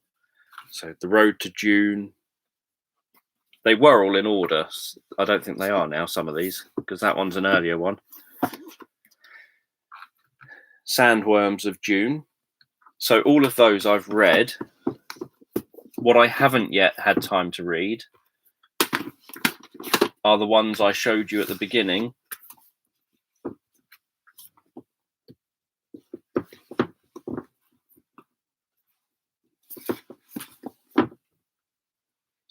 So I haven't yet read Navigators of June. I've just bought these and then not had time to read them yet. So I've not read Navigators of June. I've not read Tales of June. Although this is a small... I think actually some of these stories I've read, because Brian Herbert, I don't know which books it's in, but Brian Herbert released a load of ebook versions in PDF, not on Kindle or anything. And it's I printed, this is going back to the olden days, I printed them off and had them as A4 sheets of paper printed off, and I read them then. So some of these I have actually read. This one, as far as I'm aware, so that's self-published by Brian Herbert and Kevin Anderson. And I think this is the one that, even though this is unread, this physical copy, and it says expanded edition, so there might be extra stuff in it, I think I've read all of everything that's in there, but not maybe the expanded versions of everything. It's just that I read it back when it was released as ebooks. Sisterhood of June. So really, rather than it being the sheer number of June books making it so you don't want to start, what's quite good is thinking, it's kind of where to start. So if you just start with the June novel and then maybe move through the Frank Herbert ones, if you ended up wanting to, obviously, the good thing is you end up knowing that there's a lot more you can just read. If you're ever looking, it's like finding it, like with Dean Koontz. I could have easily thought, oh yes, I suppose someone could think that. It could easily be thought, if you're late to reading, say, Dean Koontz novels, oh, he's written like 100 or 200 or whatever it is he's written, where to start. But all you do is you start wherever you start. And if there's a series, perhaps you start, like if you read the Odd Thomas novels, there's 3, 6, 7, 8, 9, maybe 11 novels, something like that, or 9 novels and a couple of graphic novels or something like that. So you start where you start, maybe reading through the series if you like the series. But just with, for example, the Odd Thomas series, if you read the first Odd Thomas novel, you'll be so thankful, because it's, in my opinion, such a good novel. You'll be so thankful that there is a sequel. And when you read the sequel, you'll be so thankful that there's even more. You don't have to wait for them to come out. You can just read them because they're already there. You're not committing because they tell different bits. So, as I say, the Dune world is so big. So it's a bit like, say, I don't know, say someone was learning about the history of England, and so you read about a specific time period in England and have some story, like say the creation of England, where it went from being multiple kind of nations in the country to one big connected country with one ruler over the whole country. Say that's what you're reading as your sort of the end result of what you're going to read, is that everyone's united, we've got one ruler, and that's kind of where you're going to read to. You might read, say, 3 books. So I'm assuming, I'm sort of talking about this as if it's dramatized into novels. You might read, say, 3 books that tell the story, essentially, of the battles that went on and this, that, and the other, through to finally someone uniting England as being a single country. Obviously, there's also then Scotland, Wales, Northern Ireland, etc., etc. But just talking about England. So you could say, right, that if you read that, you've then read, if you read those 3 books, you've read that story arc. But if you want to know, well, who are these people who came over and did this fighting? What's their history? And what's the history of those, what's the history of the Saxons? What's the history of the Normans? What's the history of, that's a bit like them reading the 3 main kind of families that are in the Dune novels, that you're then going back into their families and you're reading stories about those families kind of coming to power in their own right, hence them being the families for the Dune novels. So all you're doing then is saying, right, let's read those 3 novels, because those 3 novels tell you about the 3 main families that crop up in the Dune novels. So then you perhaps can focus on that, like that's another separate contained thing almost. And then it's like, well, in June, they've rejected advanced artificial intelligence type technology. There's been this talk about this war that went on with the machines. What happened there? So then you could go and read I think it's 3 books about that period of time and about the war that went on and about the humans kind of uprising against the machines. And so you're now reading about that bit. So you can kind of do it like that, where in a sense there's lots of novels, but each chunk of novels are like self-contained novels talking about very specific time periods, or very specific, not necessarily time periods because some of it covers thousands of years, but very specific elements of the overarching story. So in the same way that you could say, using England as the example, you could say what would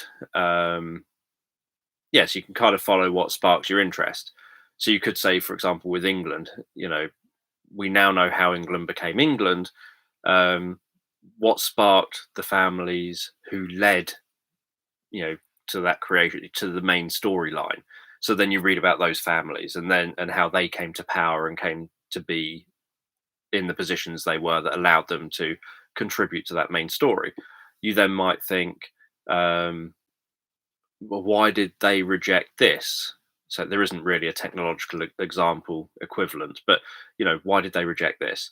So then you might, in fact, I don't think there is necessarily, but there is at some point historically a rejection of, I think, farming taking place in one area and people being largely, I think farming took place in Europe, and in England, people still carried on having small settlements for a while rather than bigger places. So it could be something like that. Why did that happen? And so you then read the story about that. So that's kind of what you're doing. You're just reading chunks of story about different elements that feed into the main story that are kind of alluded to in the main story. So you read that first, and then things are alluded to where they just kind of get your interest and make you think, so why did people not want advanced AI type machines? Why did, like, the sisterhood ones, why did the Bene Jesuits, who are, it'll probably say it on here, but they're kind of, psychic's the wrong word, but they're kind of mystical-ish. They're like the religious-y type people. So I don't think there are many of these ones written yet. I think that's the only one. I think that's the start of it. So it's then a case of, if you're interested in that order of the people who crop up in the June novels, you can then read about that. But there's lots of philosophical stuff in the June novels. So there are things like, one big kind of thing you'll see if you search for June t-shirts, for example, is fear is the mind killer. And so there are things like that where the main character has to overcome being able to control his thoughts so that he doesn't bow down to fear, so that he can act appropriately and not act out of fear. And so there are just things that's kind of the reason why I like it. I like all the sort of philosophical stuff and whatever, and the kind of different angles that characters take. And so just showing the last two that are next to me. There's Pool of June. Pool is the main character, and this sort of says the epic sequel to June, but it's not like an official sequel, so to speak. But it is it's Brian Herbert and Kevin J. Anderson's kind of take on what took place kind of after the end of June, but before the beginning of the next novel. And I've not read that yet. And The Winds of June, which I've also not read yet. So this pile that were in front of all my other books are there because I've not read them yet. Mainly because I just haven't had time. They're very big books and I haven't had time to get into them. And now they're all upside down.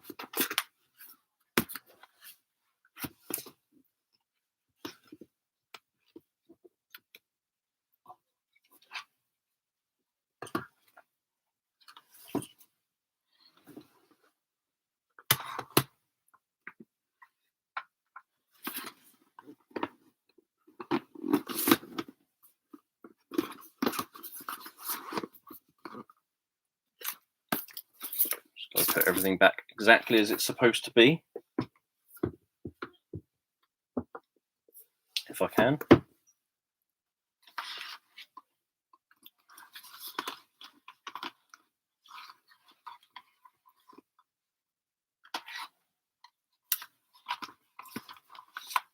Got my cassette tape player, obviously.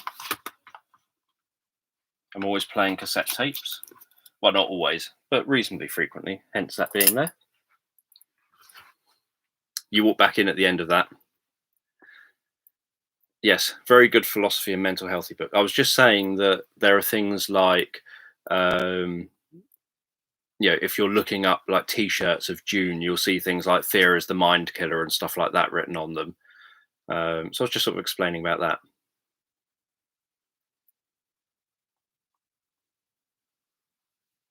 I guess you're probably the only one that's read your comment and my reply to it.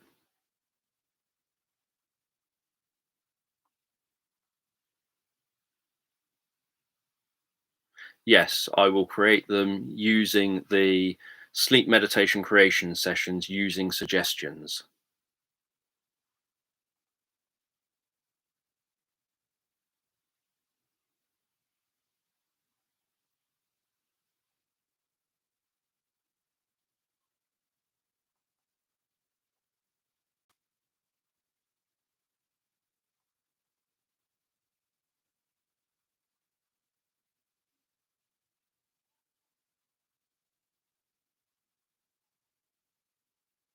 So for those who don't know,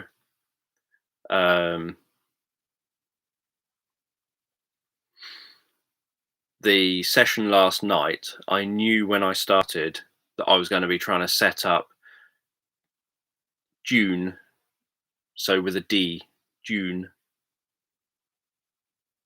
as in sand dune.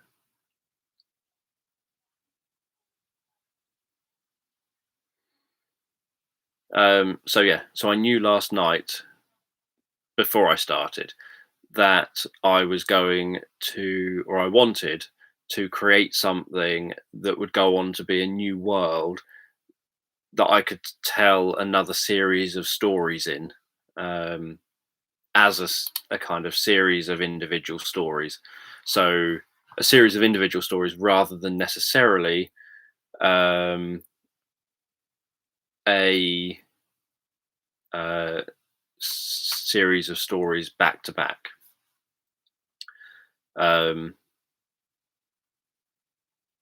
So they're not like, they don't follow on from each other in terms of if you've missed that one, then you can't listen to the next one. I want them to follow on from each other, and I don't know if I will tell anyone necessarily, other than in the description, that they sort of follow on from each other, because they will follow on from each other. But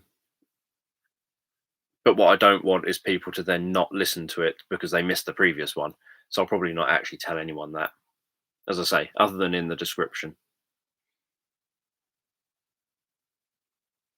But I knew that I was trying to set up a new world, a new civilization kind of thing. No, a new world, some new powers, some new bits and pieces, a connection between the character, the phoenix in this fantasy land, and this ability they've developed because of their connection with the phoenix that allows them to travel, to boldly go, to travel as energy following magnetic field lines, and that they've connected with this other land. Well, it will be in the descriptions. So the question is, how many people ever choose to read the descriptions? In fact, even when I say things on the recording, people don't necessarily pay attention.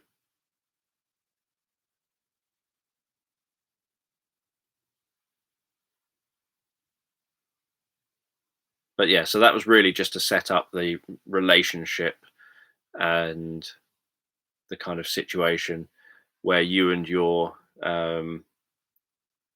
dog companion person um, go on some adventures. It'll involve the phoenix.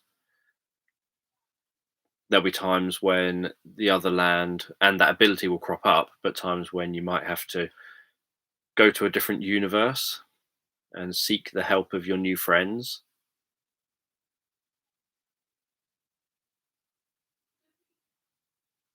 And obviously that there are multiple universes.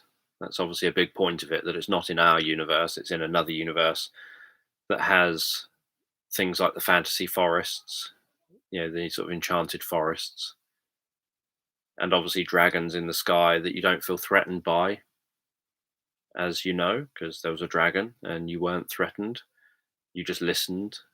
Like you might hear a bird of prey overhead. You don't kind of worry about that.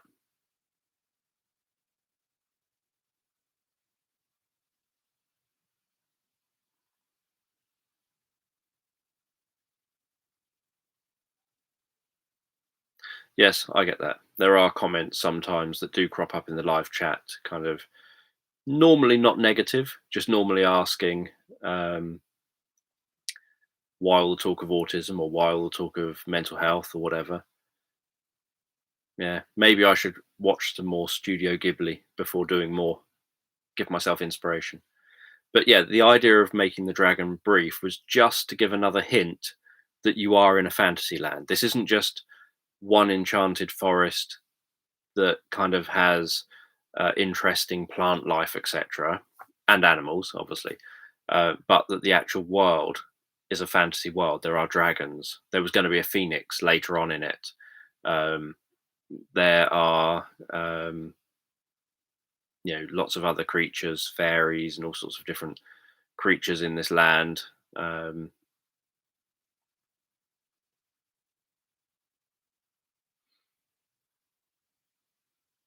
Yes, people regularly seem to suggest cave-like things in the live streams when I'm creating stories. I'm trying to remember if last night a cave cropped up. Did a cave crop up? Is that where I had a fountain? Yeah, that was the. God, I'm so dozy. Um, Obviously, the whole point on the land was that you ended up going underground into the cave system where you found the fountain and you found the civilization who had followed the water underground.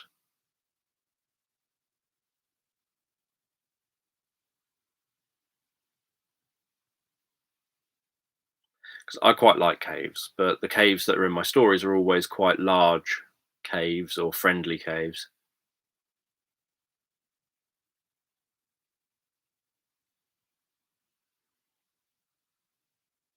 Yes, you hear the rumble of the sort of throat of the dragon, and hear its kind of, I don't know what sound, the sort of the deep um, flapping kind of sound, slow flapping of the wings. But it's just circling and going about its business. It's not a threat. And then you hear the thunder rolling in the distance, coming closer, and then get those waves, big waves, big raindrops that you often get before the storm arrives.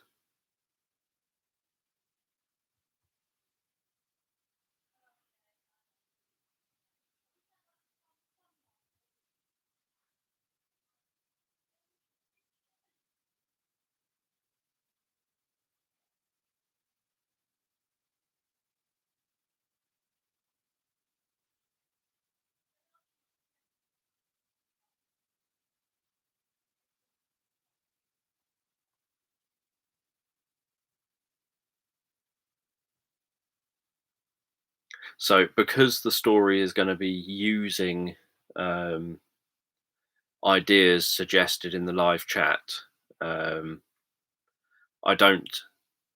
It's kind of an interesting idea. I don't yet 100% know how the story will progress because of doing it that way. So I will have a kind of idea of, let's make this one part two, so to speak. I will bringing in stuff from the previous story and kind of carrying it on, but don't 100% know where it's going to go, because I have to try and also weave in all the ideas.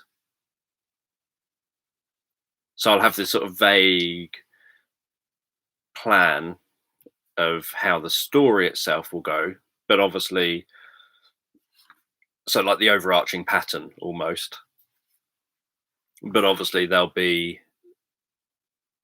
kind of contingent on what's suggested as to exactly what bits I focus on and how that pans out.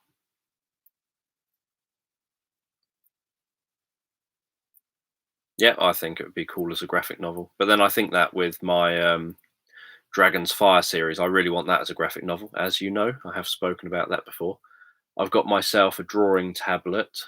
I haven't had time until after the lockdown. I'm not going to find time really to do any of these things, but I haven't had time to properly sit down with the drawing tablet, with the computer program, and start attempting to draw some of these things, because it costs too much for me to hire a graphic artist. I would love to be able to hire a graphic novel artist, and I'm always happy to pay for things. I always put my money where my mouth is when I need to, but I am not rich, so I can only put my money where my mouth is up to a certain price. And from what I've read about the cost of creating a graphic novel, the cost of the sort of drawing part,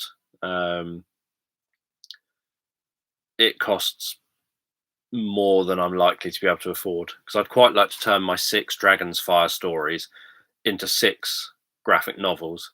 I'd also like to obviously write all 6 of them as proper novels, which again I need to figure out where I squeeze that time in to write like 6, perhaps 80 to 100,000 word novels. Where do you find time to write another 600,000 words? And then the cost of editing and proofreading and all that sort of stuff gets very expensive then.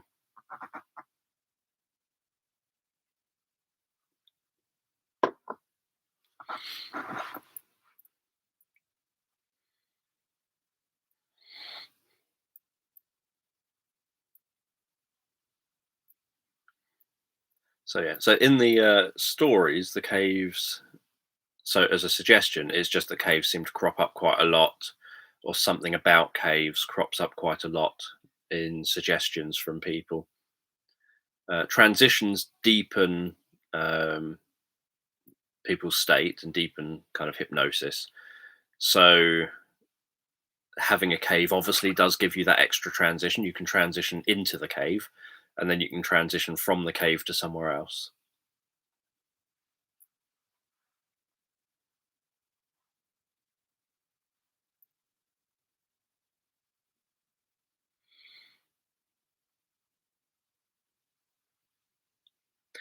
Yes, here's my kind of you know what it would look like.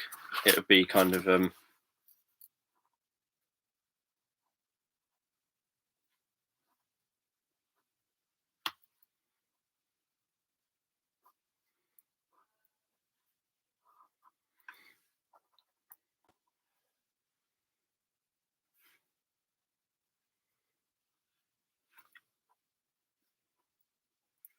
it would probably be right. I want you to do something with that. That's what it would end up like.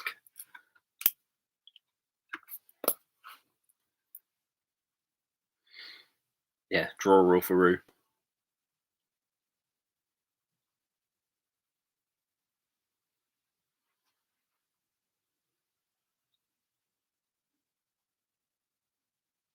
What I can obviously do is give them pointers of the kind of art that I like things to be, but it's trying to get that balance. I don't want something that's so complicated or so technical, or it's going to take so much work, but I want it to have a certain kind of style. So I quite like the style in the Game of Thrones graphic novels. I'd quite like that kind of style. I think I have some books over there. I'll just take a look over there. Do I or don't I? That's the question. No, it's just a digital art book, I think.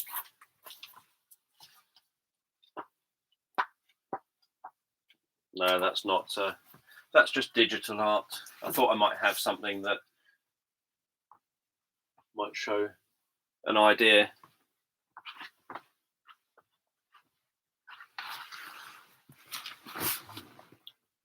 Hopefully none of you moved my books around while I was gone.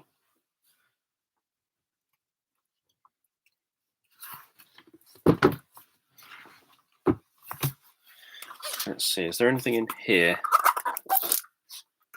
This is an artist's book.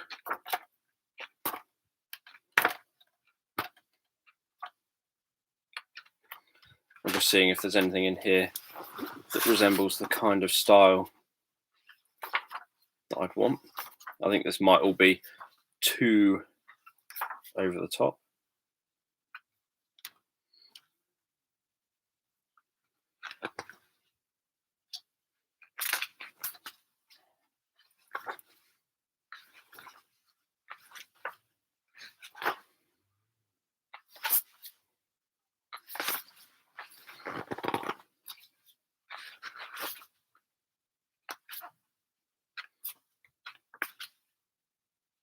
Yeah, this is too well drawn.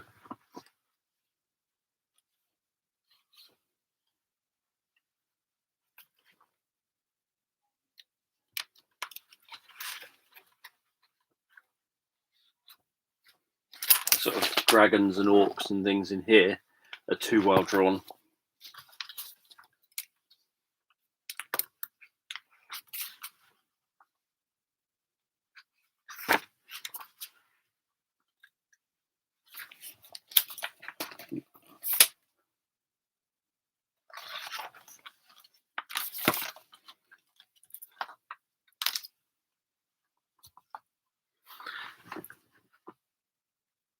Yeah, they're too well drawn in terms of, yeah, they're not graphic novel-y.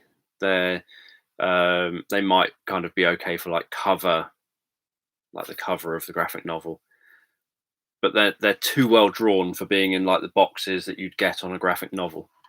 I've got 3 graphic novel books up there. I have things all over the place. But those ones teach you how to do it, because that's what I'm going to base trying to learn how to do it on, up there. But yeah, if you ever see the look inside on Amazon on the Game of Thrones graphic novels, that's kind of the style I think that I'd probably go with, something similar to that. Something that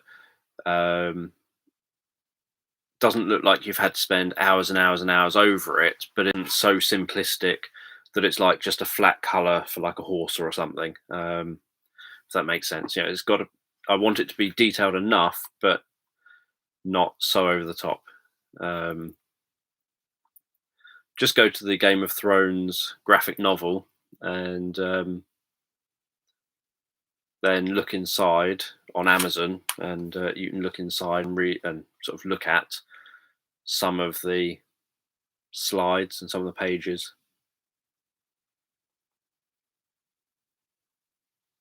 And that's kind of how I imagine the Dragon's Fire story fits that kind of look, I think.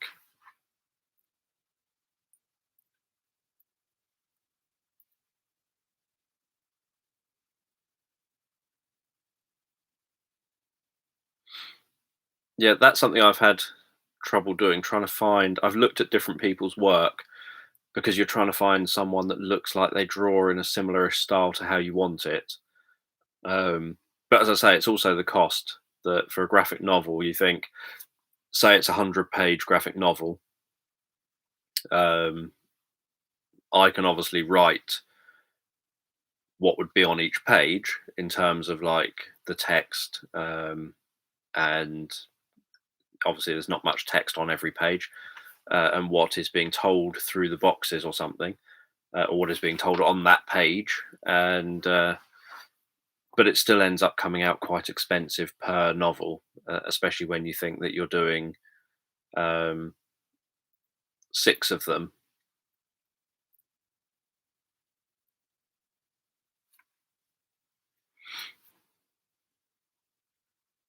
But the art program I've got, in theory, what it does is once you create something, you can essentially use the same things again.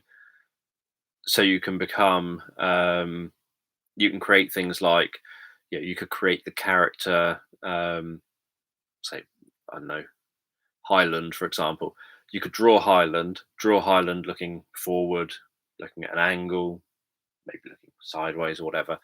Um, do different angles, and then you could make elements in theory of the character that when it comes to them putting it together, you can just put it together and put the elements together and then make subtle changes to the character after you've done it.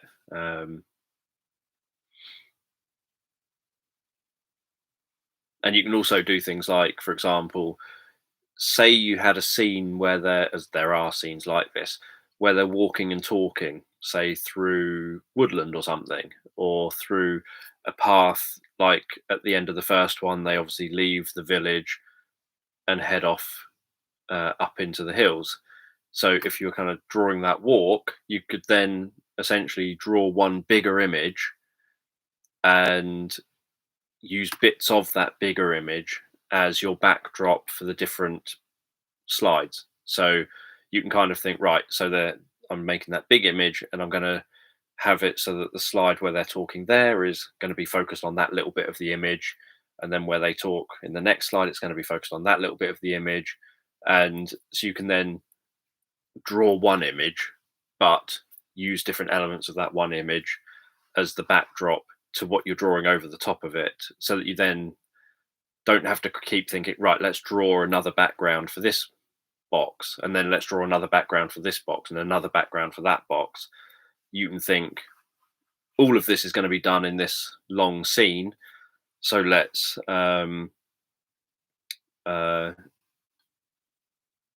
kind of just move your way along using bits of it as the background.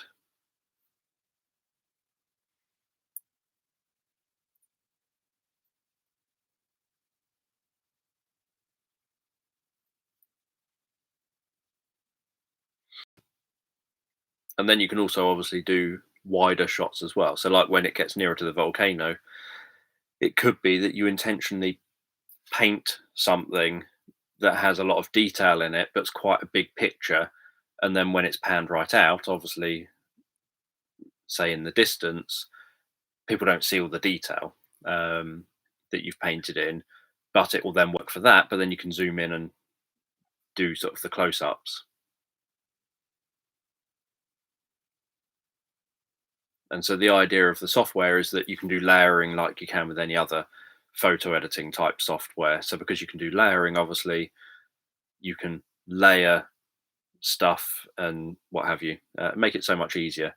So you still have to put the work in, but you are smarter with it. If you're going to be painting something that's fairly similar to something else over and over again, you can do that.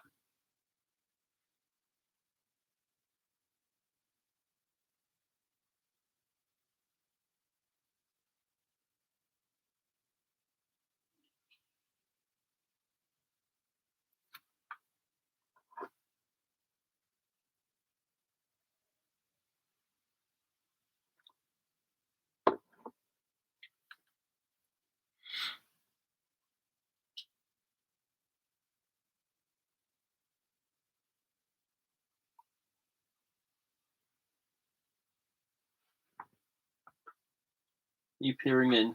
Sorry. Yeah, I just say hello. Are you saying hello? But I'm not showing my face because I don't look very presentable. Abby says hello to everyone who's here.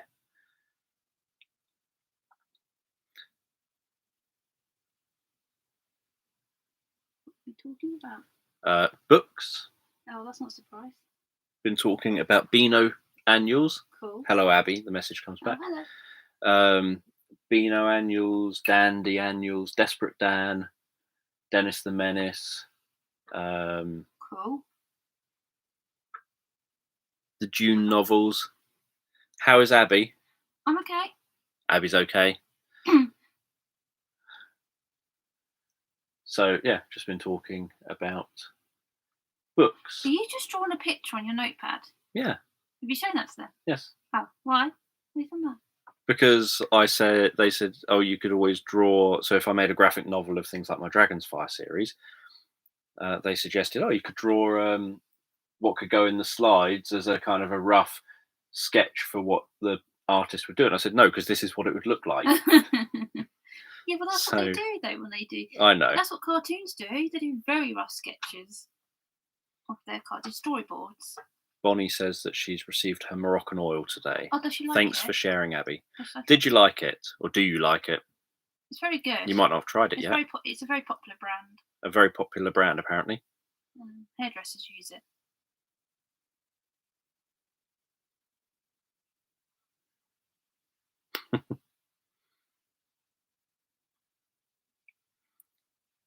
So, yeah, that's all we've been talking about, really. I made it through whatever it is, 12, 14 different June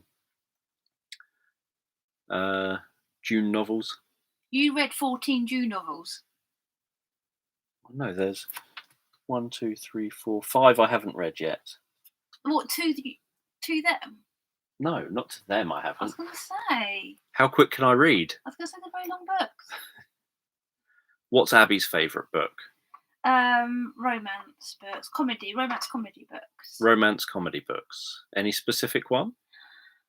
I'll go get one. Abby's going to get a book.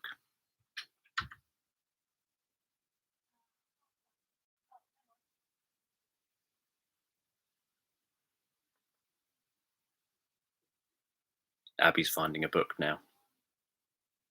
An Abby book rather than a damn book.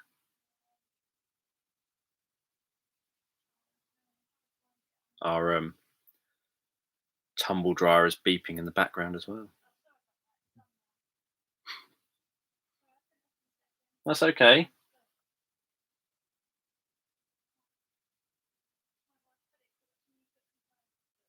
What is it?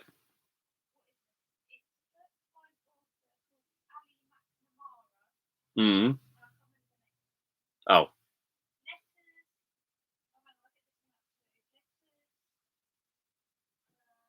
Yeah, Abby has a huge selection of romancy books. Of kind of generally good feeling books, I think.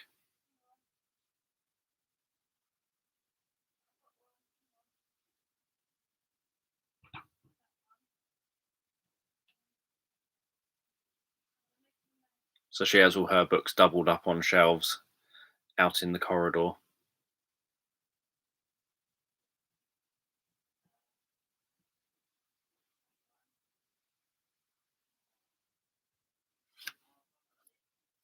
No, she doesn't do blood and murder.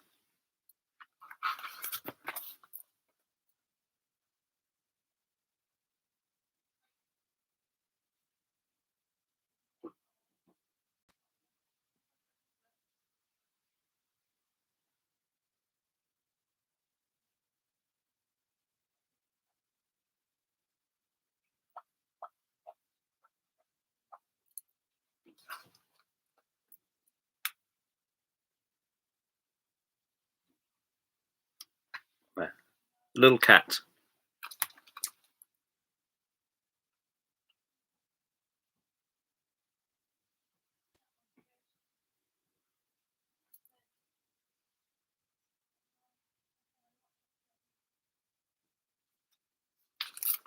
Abby's still searching for the books.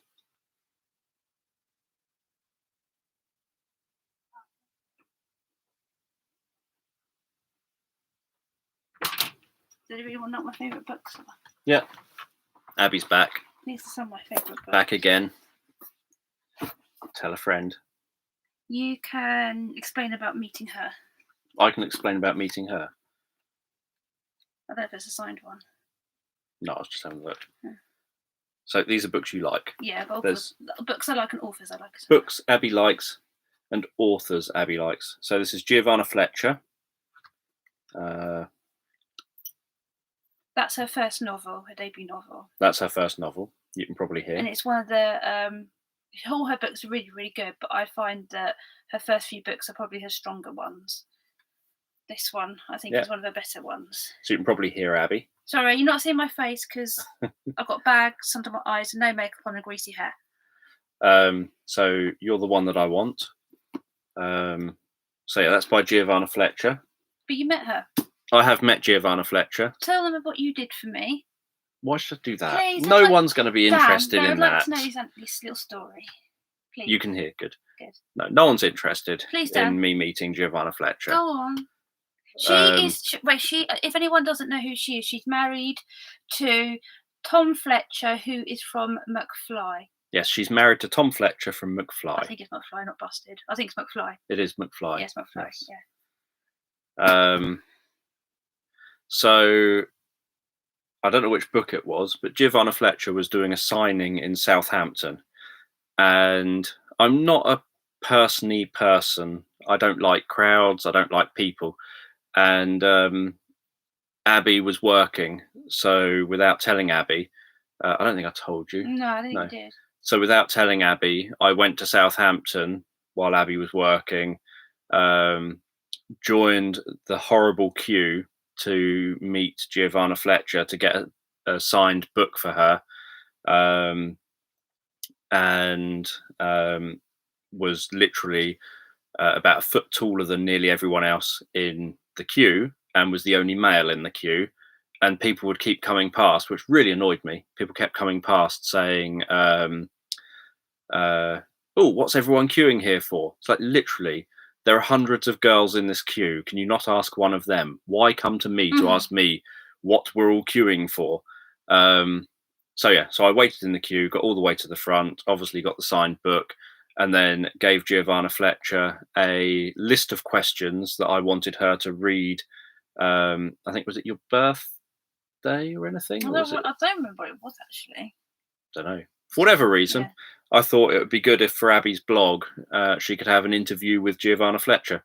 So I gave Giovanna Fletcher a whole bunch of questions I'd written out for Abby's blog and said, would you be able to read these, answer these questions for my wife's blog?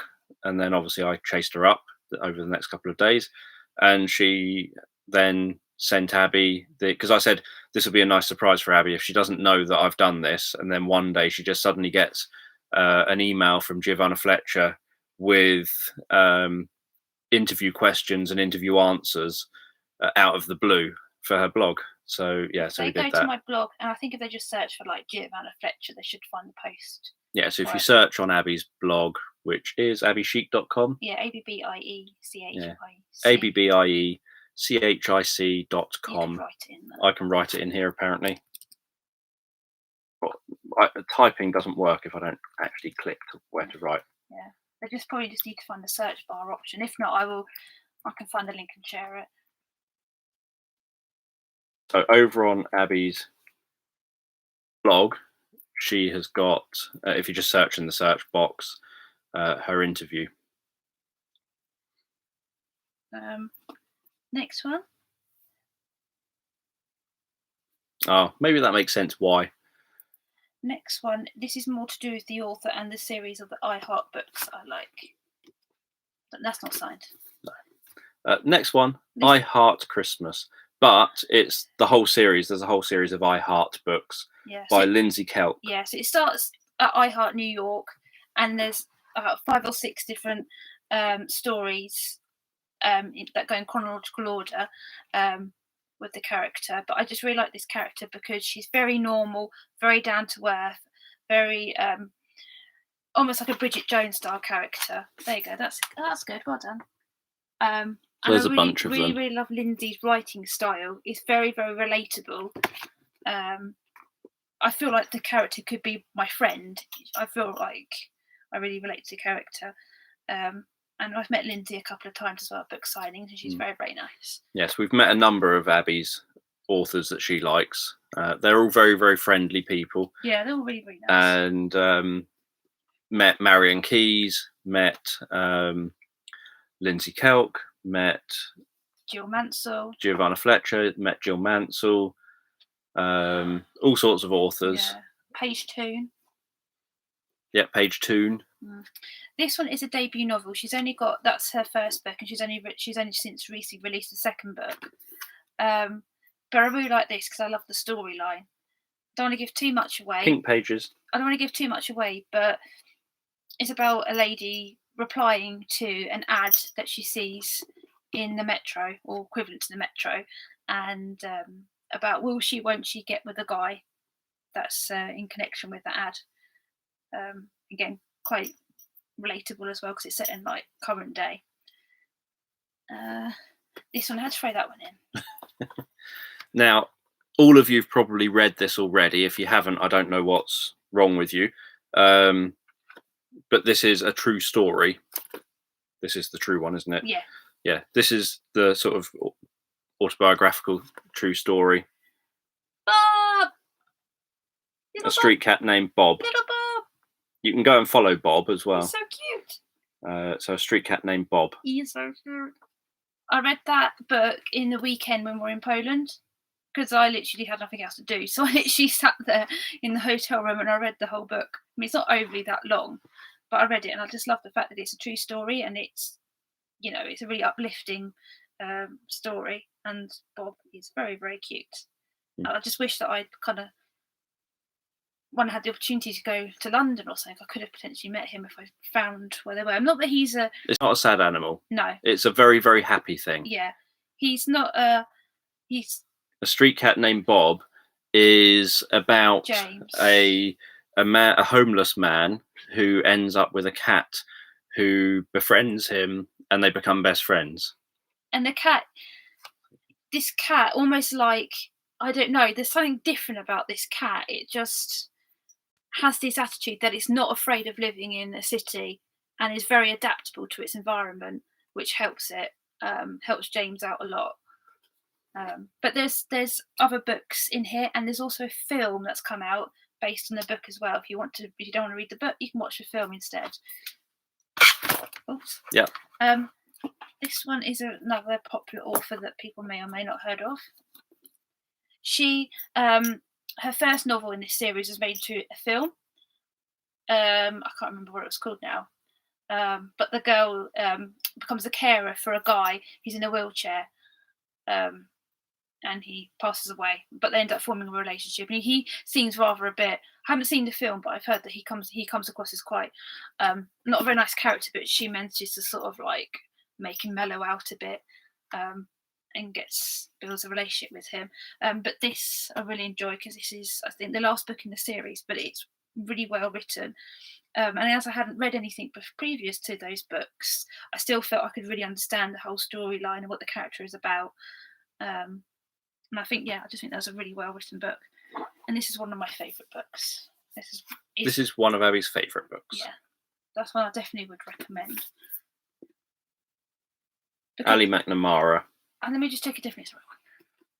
Hang on.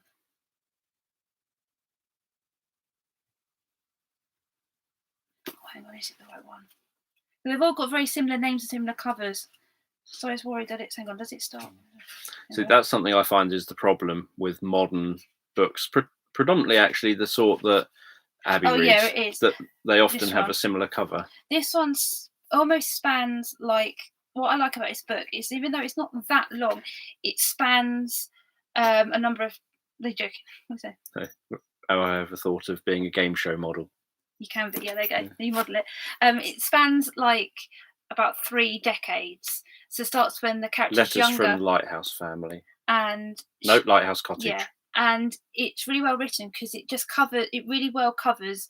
Because you feel like you go on a whole journey with the character because you start when she's very young and then you sort of go through the story as she gets older and becomes an adult, and you follow the storyline through. I don't want to give it away, but I think I really feel like I'm on a journey with this character because some books are just written over the space of a couple of months or a year, and you feel like you're only getting a small segment of that character's life. and I always wonder, like, well, what's happened in the rest of the character's life? But this, you kind of feel like you really get to see a lot of the character and a lot of what she's been through, and really feel like it's a fully rounded story. So yeah, that's one of my favourite books, if not my favourite book. Yeah, so that's Abby's favourite books. I've got more I probably could pick, but just yes, if you start on Abby's books, but just she's got a vast number of books herself. Not as many as you. I've probably only got like one bookcase full of books like you behind you. Yeah, you got 2 layers. Yeah, but they've got 2 layers. Yeah. Thank you, Abby. Okay. They say. There you go. There you go. That's your 10 minutes of book reviews with Abby. 10 minutes of book reviews with Abby, she says. Except now she's got mess to clean up. Loads of books in the corridor. Books everywhere. Yes, so between us, we, I think, just end up buying lots and lots and lots and lots of books. We found, I don't even know what the name of the bookshop is, I can't remember. Just before the lockdown, we found a bookshop in Hove, or I don't know where you'd call it, on the border between Hove and Brighton. And I'd never seen it before. And we went in there and they had so many signed books, all for full price, but so many signed books. And so I literally, it's just an independent bookshop, and I literally just stacked up my arms with books and thought I could buy more, but I don't have room to carry that.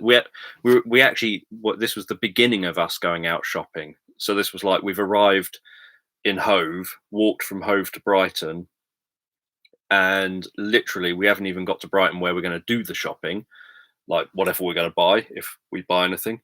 And I was already buying an enormous bunch of books.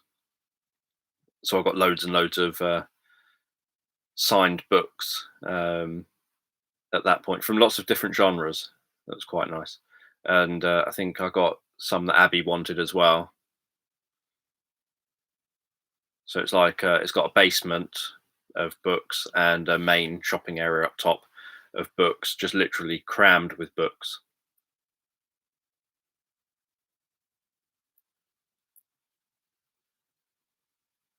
I would like to one day have a good number of books. It would be quite cool. I've always wanted a kind of a library or something.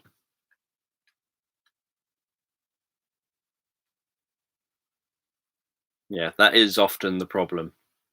And when you end up buying a whole bunch of books, you now think things are supposed to be in certain locations, but there's no room in those locations. So you have to literally rearrange everything to try and find the room to put those items where they're supposed to be. Abby keeps telling me she wants me to get all of my signed books out together, so that we can see what I've got signed. But that would be a big task, and there's a lot of signed books.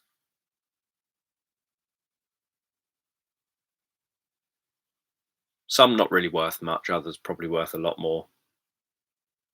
Like I showed the other day, didn't I? The IMC3PO book. It's quite a recent one. That's signed. And the one by Boba Fett.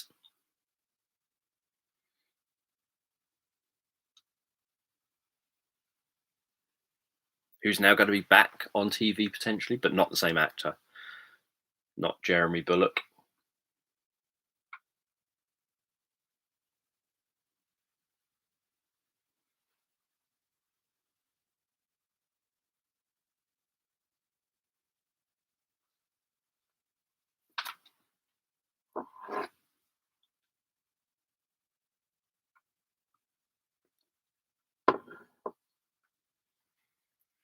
So you've had another random book showing day. I do have some Darren Brown signed stuff. I've got, I think I've shown them before. I've got one signed book. I've got a signed letter thing. I've got some signed programs, and yeah, and I think that's it. So, and a signed thing of pictures. I would watch The Mandalorian, but it's not on the channels I've got, and there's no way I'm paying for Disney Plus or whatever it's called, the new Disney channel, just to watch. It doesn't look like there's enough on it that I would watch. There's all 30 seasons of The Simpsons.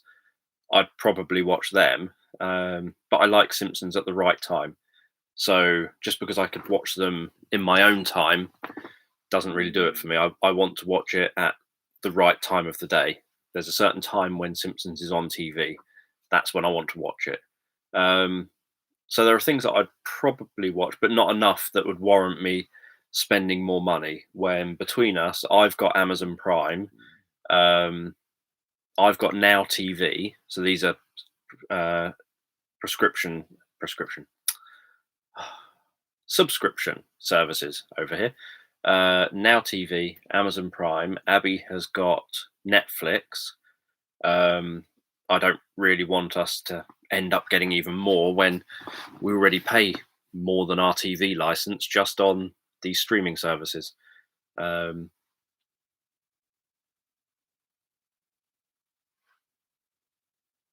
Yeah, but the second season of Mandalorian won't be on it yet, and then I would end up having. I could catch up on the first season, but then I've got the second one. I'd rather see. I'm someone who, if it's something like The Mandalorian, because it's Star Wars, I will want it on DVD or Blu-ray. So to go with my collection of Star Wars DVDs and Blu-rays. So obviously, the easy thing is I'd rather spend £20 on it or something once it's on Blu-ray and just buy it on that.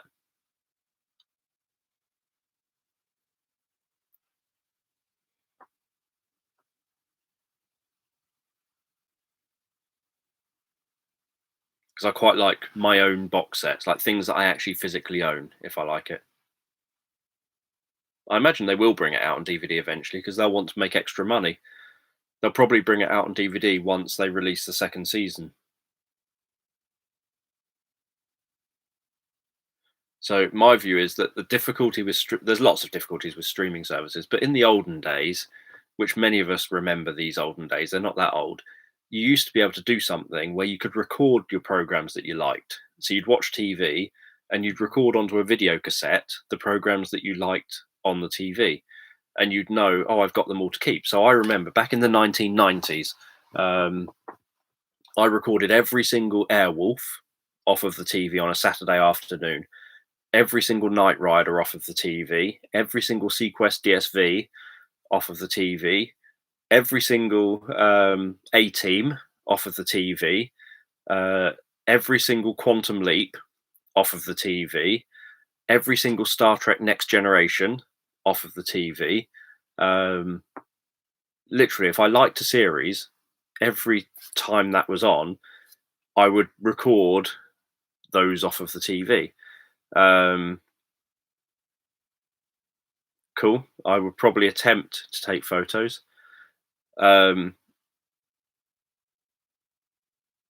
So yeah, so I'd be recording all of these onto VHS, and I had them in. They're rubbish, really, but I had them in the. I used to put them into the display VHS display cases so that they would look better on my bookshelf, rather than actual just VHS videos on the bookshelf. So the things that look like they're a book, but they're really cheap VHS display cases. And so I used to have like black ones that had Knight Rider in, red ones had Quantum Leap in. I think I had navy blue ones or something that would have other things in. So I would have them in the display cases. And the same with Darren Brown. When I started recording Darren Brown on TV, or when he started coming on TV, I remember recording his Mind Control TV show, the original, very first ever Darren Brown TV show. I remember recording that late at night on Channel 4. It was on at the same kind of time as there was Paul Zenon on TV and what have you. And I recorded Paul Zenon and all the rest of it. But my big problem is that you can't do that nowadays. You can't, like, if something's on TV, you can't record it so you can watch it again in the future. And if it's on a streaming service, it's even harder to. So if you've got some devices, you can still record it. But if it's on a streaming service, it's even harder to record it if you want a copy of it. And you want that copy of it because you're paying potentially you're paying a fee for watching it, but you might want to watch it again. And what often happens on things like streaming service is they end up losing the rights to have it on their service or whatever. It suddenly disappears from the service. You maybe are subscribed to that service because you like that show as one of the things you like, and you can no longer watch it because it's no longer on there. So I would rather, if there's something I really like and think that's what I like, I want to be able to watch that when I want to watch it, buy it on DVD or Blu-ray or something so I actually physically have it. I know it's apparently really rare for people to nowadays actually buy physical media, but to me, I want if I could download it and have a digital copy of it instead that I could keep, that I could transfer from one hard drive to another as I see fit, to make sure that if one gets corrupted, I've still got a copy of it or whatever, then that'd be fine. But they don't let you do that.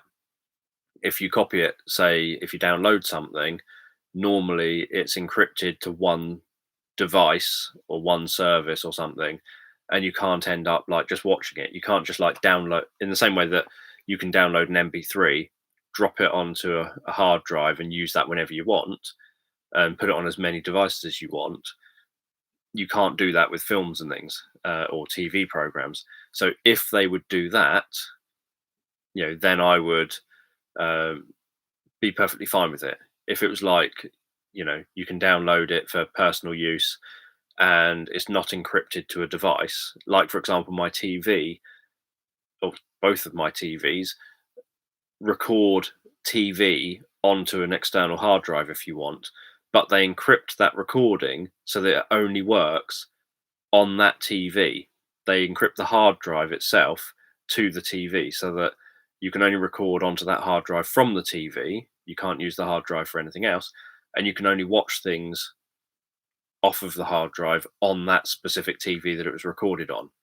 So you can't sort of think, oh, I want to go in the other room and watch this on TV. Let's take the hard drive with me and watch it. So I'm kind of not a fan of all of that and of the streaming services and things, really. And I would much rather buy, say, spend like 20 quid on The Mandalorian buying the DVD or the Blu-ray ideally.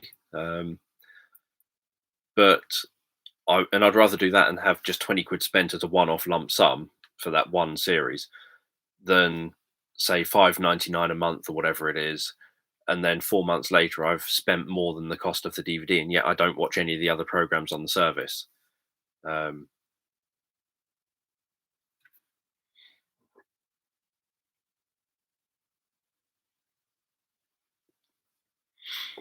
But it's also quite nice to have your collection. Say you've got a Star Wars collection or a Star Trek collection of films, or you have a Doctor Who collection of the Doctor Who series or whatever. You want the whole collection. You don't really want you don't really want sort of, oh yeah, I can watch it on this streaming service whenever I want. Part of being a fan of, say, Doctor Who or Red Dwarf or Only Fools and Horses or whatever it happens to be, is that you want the collection. You're a fan of that whole thing. You're not just a fan of, oh, I'll watch it on a streaming service or I'll watch it if they air it in the future. You actually just want the collection. You want to be able to have it on your shelf as a complete collection. It's nice having that collection, in my mind. So anything like that, I just like it as a collection. Whereas lots of films that I own, I've often got cheap. I've often got them where it's like, 7 for £20 or something. And so I've bought them because if you're getting, say, 7 for £20, that's cheaper than renting them on Amazon Prime per film or whatever. And yet you get to keep it to watch it whenever you want. And it's cheaper than buying them on something like Amazon Prime. And again, on Amazon Prime, if you buy them, if you cancel your membership or if you stop being with Amazon, or if Amazon stops their service, you've lost access to those things.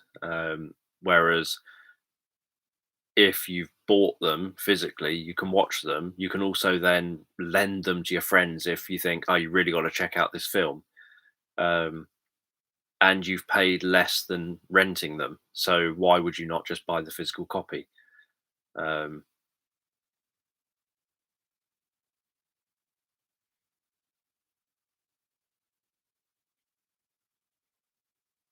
yeah, I watch YouTube on TV a lot. I don't really watch TV on TV a lot.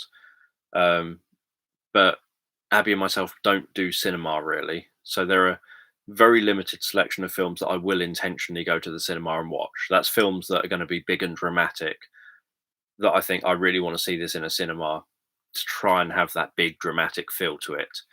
So if there's a new Star Wars film out, or a new Star Trek film out, or say a new Avatar film out, or anything like that, I'm going to go to the cinema.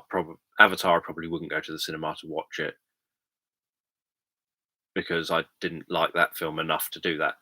But then I might do, because I could watch it maybe in 3D, and I might want the 3D effect if they put it on in 3D. But there are some things that I intentionally, like Superman. I would always go to the cinema if there's a new Superman film out. Um, so there are some things that I'll go to a cinema for, but generally, I've got no interest in essentially sitting in a giant room, paying a lot of money um, for watching half an hour of adverts followed by a film um, with a whole bunch of noisy people. I'd rather buy the film for cheaper than the cinema ticket and watch it at home 6 months later. So for me, I'm far more a film watcher at home than I am a cinema film watcher. So that's, if I'm going to use my TV, that's what I'll use my TV for, is where either I'm binge watching a series that I've suddenly decided I've got into, um, or it's cartoons I'm watching, or I will watch films that I'm only going to watch there, at home. I'm not going to watch in a cinema because that's just annoying.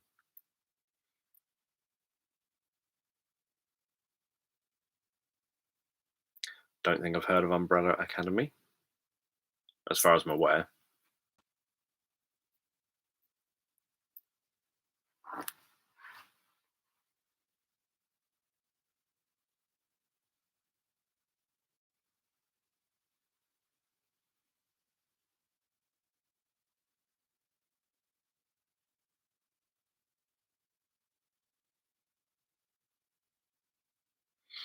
Yeah, I've not watched that. I remember seeing the trailer for it.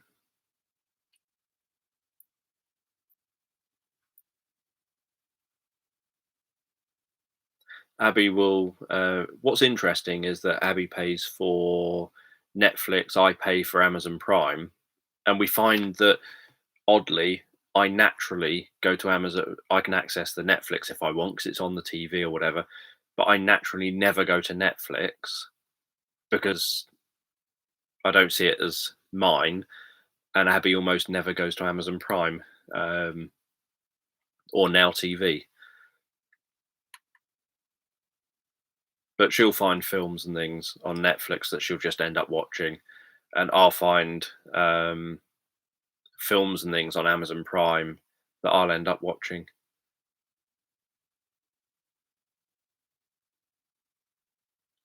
The only time I think I am going to go on Netflix is when there's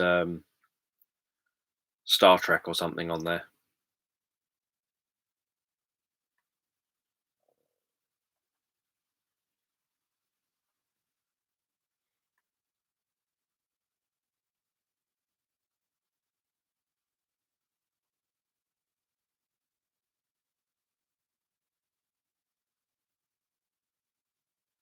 No, I haven't watched Man in the High Castle. I've wanted to. and I quite like that. I think it's all finished now, so I quite like that. If I get an opportunity and I end up liking it, I can watch the whole lot. So I'm pretty sure the last season has just been on.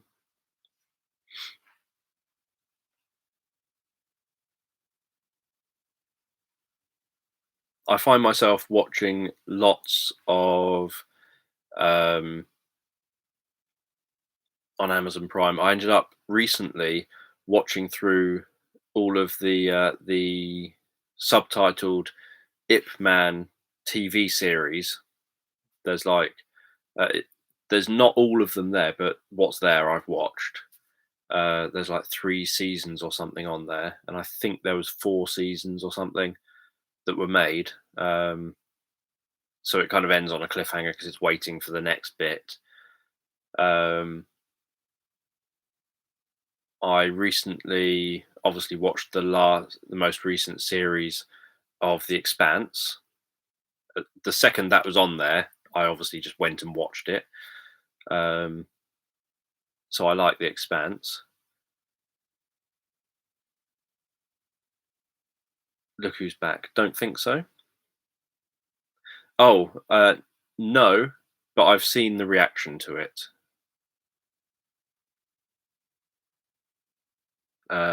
Noah Taff did a reaction to it. If it's what I think it is. Is it the sort of old comedy?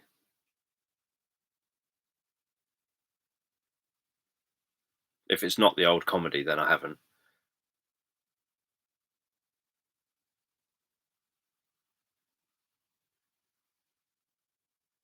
Is it the old comedy? The very inappropriate kind of comedy of Hitler in America. Oh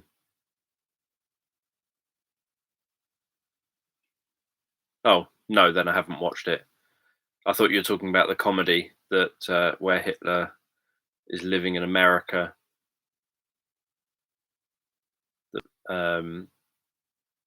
As a neighbor.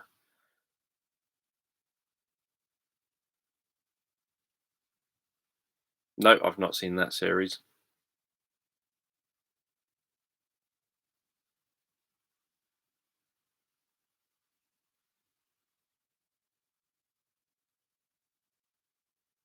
He was asked that question the other day, will he get another kitty? And he said, currently not.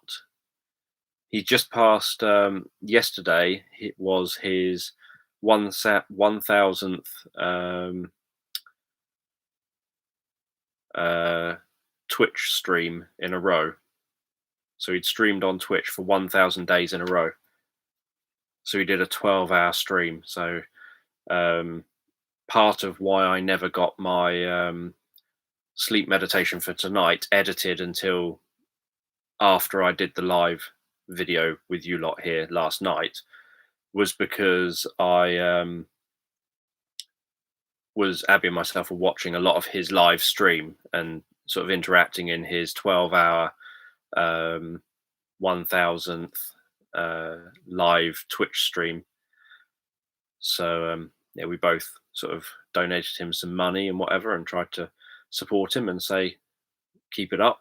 It's hard enough doing 57 or whatever, let alone 1000 back to back, as well as that's just on Twitch, as well as doing the 1000 Twitch streams.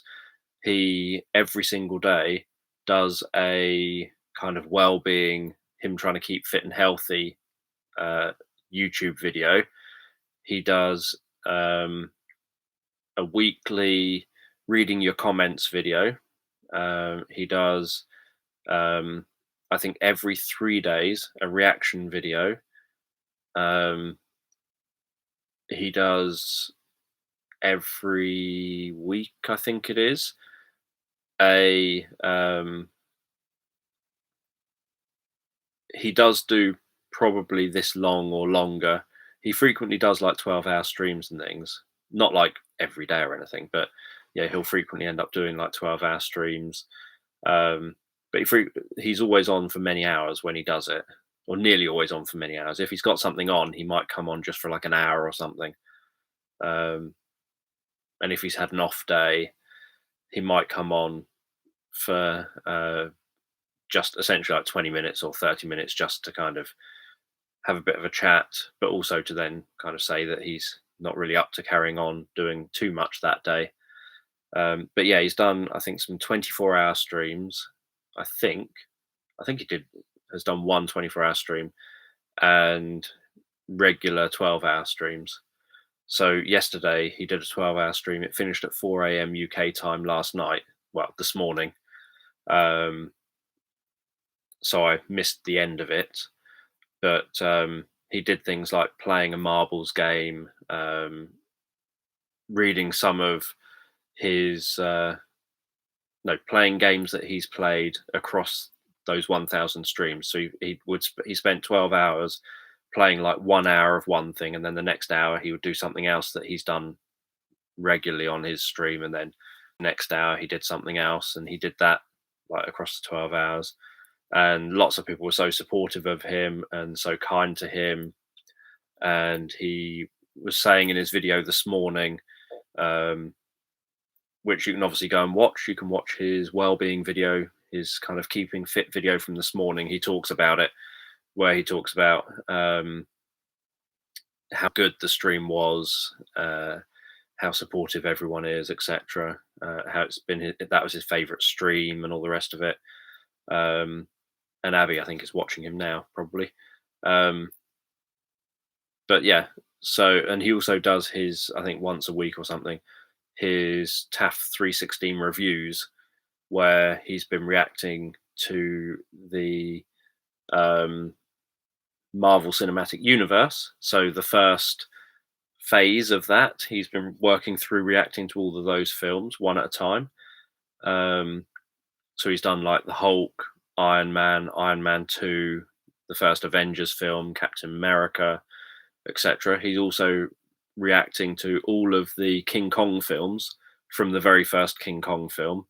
He's also reacting to all of the Godzilla films from the very first Godzilla film, and Mothra films from the very first Mothra film, and other bits and pieces. So on his 316 reviews channel, he gives reviews on all those different films, and he's so funny giving his reviews. He definitely doesn't have enough subscribers for his review channel, in my opinion, because even with films you don't think that you'd likely watch, his review of it, like for example his review of King Kong, where the first King Kong film, they roll out the tanks and start shooting at King Kong, and it doesn't work. And then later in the film, they roll out the tanks and start shooting at King Kong. And obviously he's there thinking, if it didn't work at the beginning of the film, why do you think it's going to be working later on in the film? And then the second King Kong film, oh no, King Kong's coming. Let's roll out the tanks and start shooting. It didn't work in the last film. Why are you doing it in this film? And then the third film, it's exactly the same. It's like literally shooting King Kong with tanks hasn't worked for 2 previous films ever. Why are you getting tanks out to do the same again? So yeah, I find his reviews amusing. But yeah, so he does so much and has to try and find out. Has to try and find time for, like, how can you? I wouldn't have time. I can't figure out how I would have time to do a live Twitch stream every single day, to edit all the videos that he has to edit, to sort of do all of these things, to watch all these videos he has to watch. Just, yeah, I don't know how he finds time to do it all. But he does it and has stuck to it. And so, yeah, feel free to go and congratulate him on 1,000. Yeah, he's not writing books and things.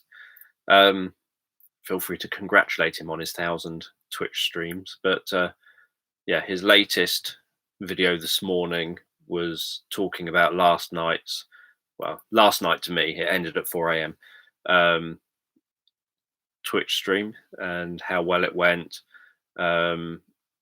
His people who mainly follow him on Twitch had edited loads of photos of the characters who have been in the different things he's reacted to over the last couple of years, and they edited his face into them. So, like his face into Mrs. Brown's Boys, which might not mean anything to you, into Brendan O'Carroll's face, his face onto the front of Thomas the Tank Engine, his face into all sorts of different things that he's reacted to. So, and then lots of his followers made their profile pictures one of those pictures that have been photoshopped, so that as when he would play certain games, he would suddenly see his face crop up on all these pictures of all these people's profiles. So Abby obviously joined in that and made one of the pictures her profile picture and what have you. Yeah, he's reacted to Thomas the Tank Engine. And Postman Pat he's reacted to, and Rainbow. So all of a sudden, no one told him about it.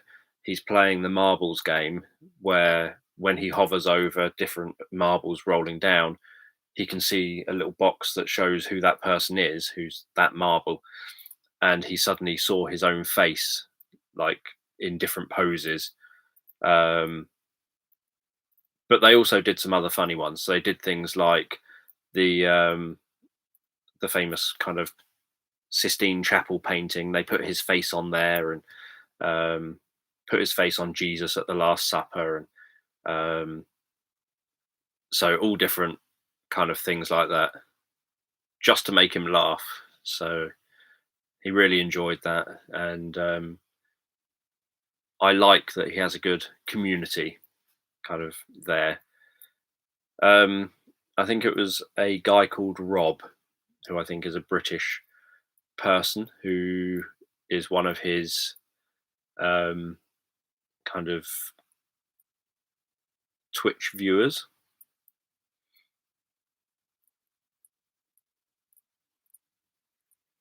So yeah, as I say, over here on YouTube, he talked about it the next morning. So pretty much as soon as the stream finished, obviously here it was 4 a.m., but for him it wasn't. When the stream finished, he went and did some exercise and, went for a walk and what have you. And he videos himself doing these bits and pieces. And he was just talking about the stream he'd come off of and sharing what it was like and how kind it was. The things he's kind of been through, and the fact that when his best friend died, all of the people that he thought were his friends didn't communicate with him in the slightest. He found out his best friend died on Twitter, just randomly. He didn't know. He just couldn't get hold of his best friend, and then found out on Twitter that his best friend had died, and all of his people who he thought were friends just didn't communicate with him from that point on. They didn't want to know him, didn't want anything to do with him. And so he just plowed himself into, being online and doing things that he used to do with his best friend, sort of doing gaming stuff online. And then he did a reaction video, and it sort of, people liked this reaction video. It's like reacting to British commercials or something. People liked the reaction video, and obviously then people online started building a community around him, and so obviously he gets a lot of his needs for that connection with others, etc., met by all these online people, because he doesn't have those, he's got a family, but he doesn't have like big circle of friends or anything like that in his everyday life. So he's talked in the past about his loss, and his dad, when his dad died, and some other people that have died, and obviously with Kitty and whatever. He sort of talked about these things and shared his kind of mindset towards it, that life must go on, and you can either focus backwards on the past and you can dwell on the negatives, or you can think, how can I move forward and be happy today, kind of thing.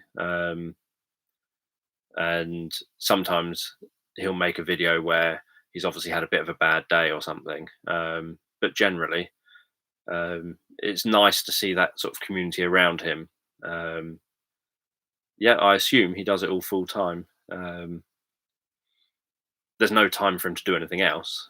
I don't know what kind of income he makes from it all, but he's someone who goes above and beyond for his audience. So if there's things like reaction videos which he can't upload on YouTube, even though he makes no income by uploading a reaction video onto a different service, he'll end up uploading it to a different service because it's what his audience wants, and he wants to give his audience what they want, and wants to kind of do a mix of, this is done because I know you want it, but then a mix of, but I can't put every video on another service because if I do, I don't make literally any money. So he then has to kind of balance out how much he does for that. But yes, so I'll go in a minute. But what I'll do first, just because I've talked about it, is I'll find that video, and then, because I didn't realize we'd gone over time. He'll be at the top, I assume, 3:16. No, he won't. He'll be under T. So his film reaction, his sort of film review channel is 3:16 Reviews. I'm just looking for that. That. Yeah, he reacted to Hot Fuzz. He really liked that. That was good.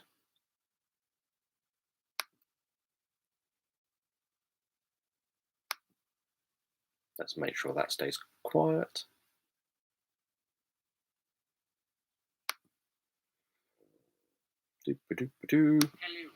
Oh, I can hear him talking. Shush, I silenced you.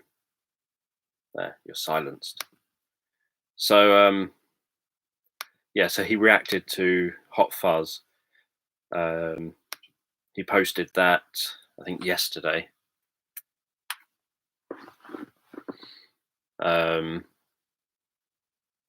Yeah, I sort of resonate to people who are who they,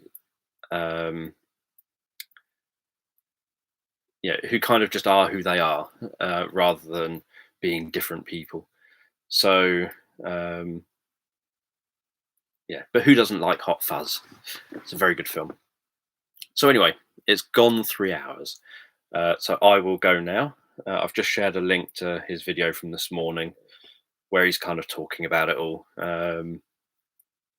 But there's lots of other stuff on his channel as well. Thank you all as usual for joining me here. I've got to now create a thumbnail, upload the video that's going to go live at 4 a.m. That's Rediscovering Magic. That was the title I came up with. So Rediscovering Magic will go live at 4 a.m. assuming I've uploaded it in a minute and made a thumbnail for it, and then the description, and set it all up. So if I get all that done, then it will be there for 4 a.m, which is 10:30, 11:30, 12:30, 1:30, 2:30, 3:30, 5.5 hours time. So your bedtime, you'll see it. So anyway, yes, thank you again for joining me here. Feel free to like and subscribe, and I will see you all tomorrow.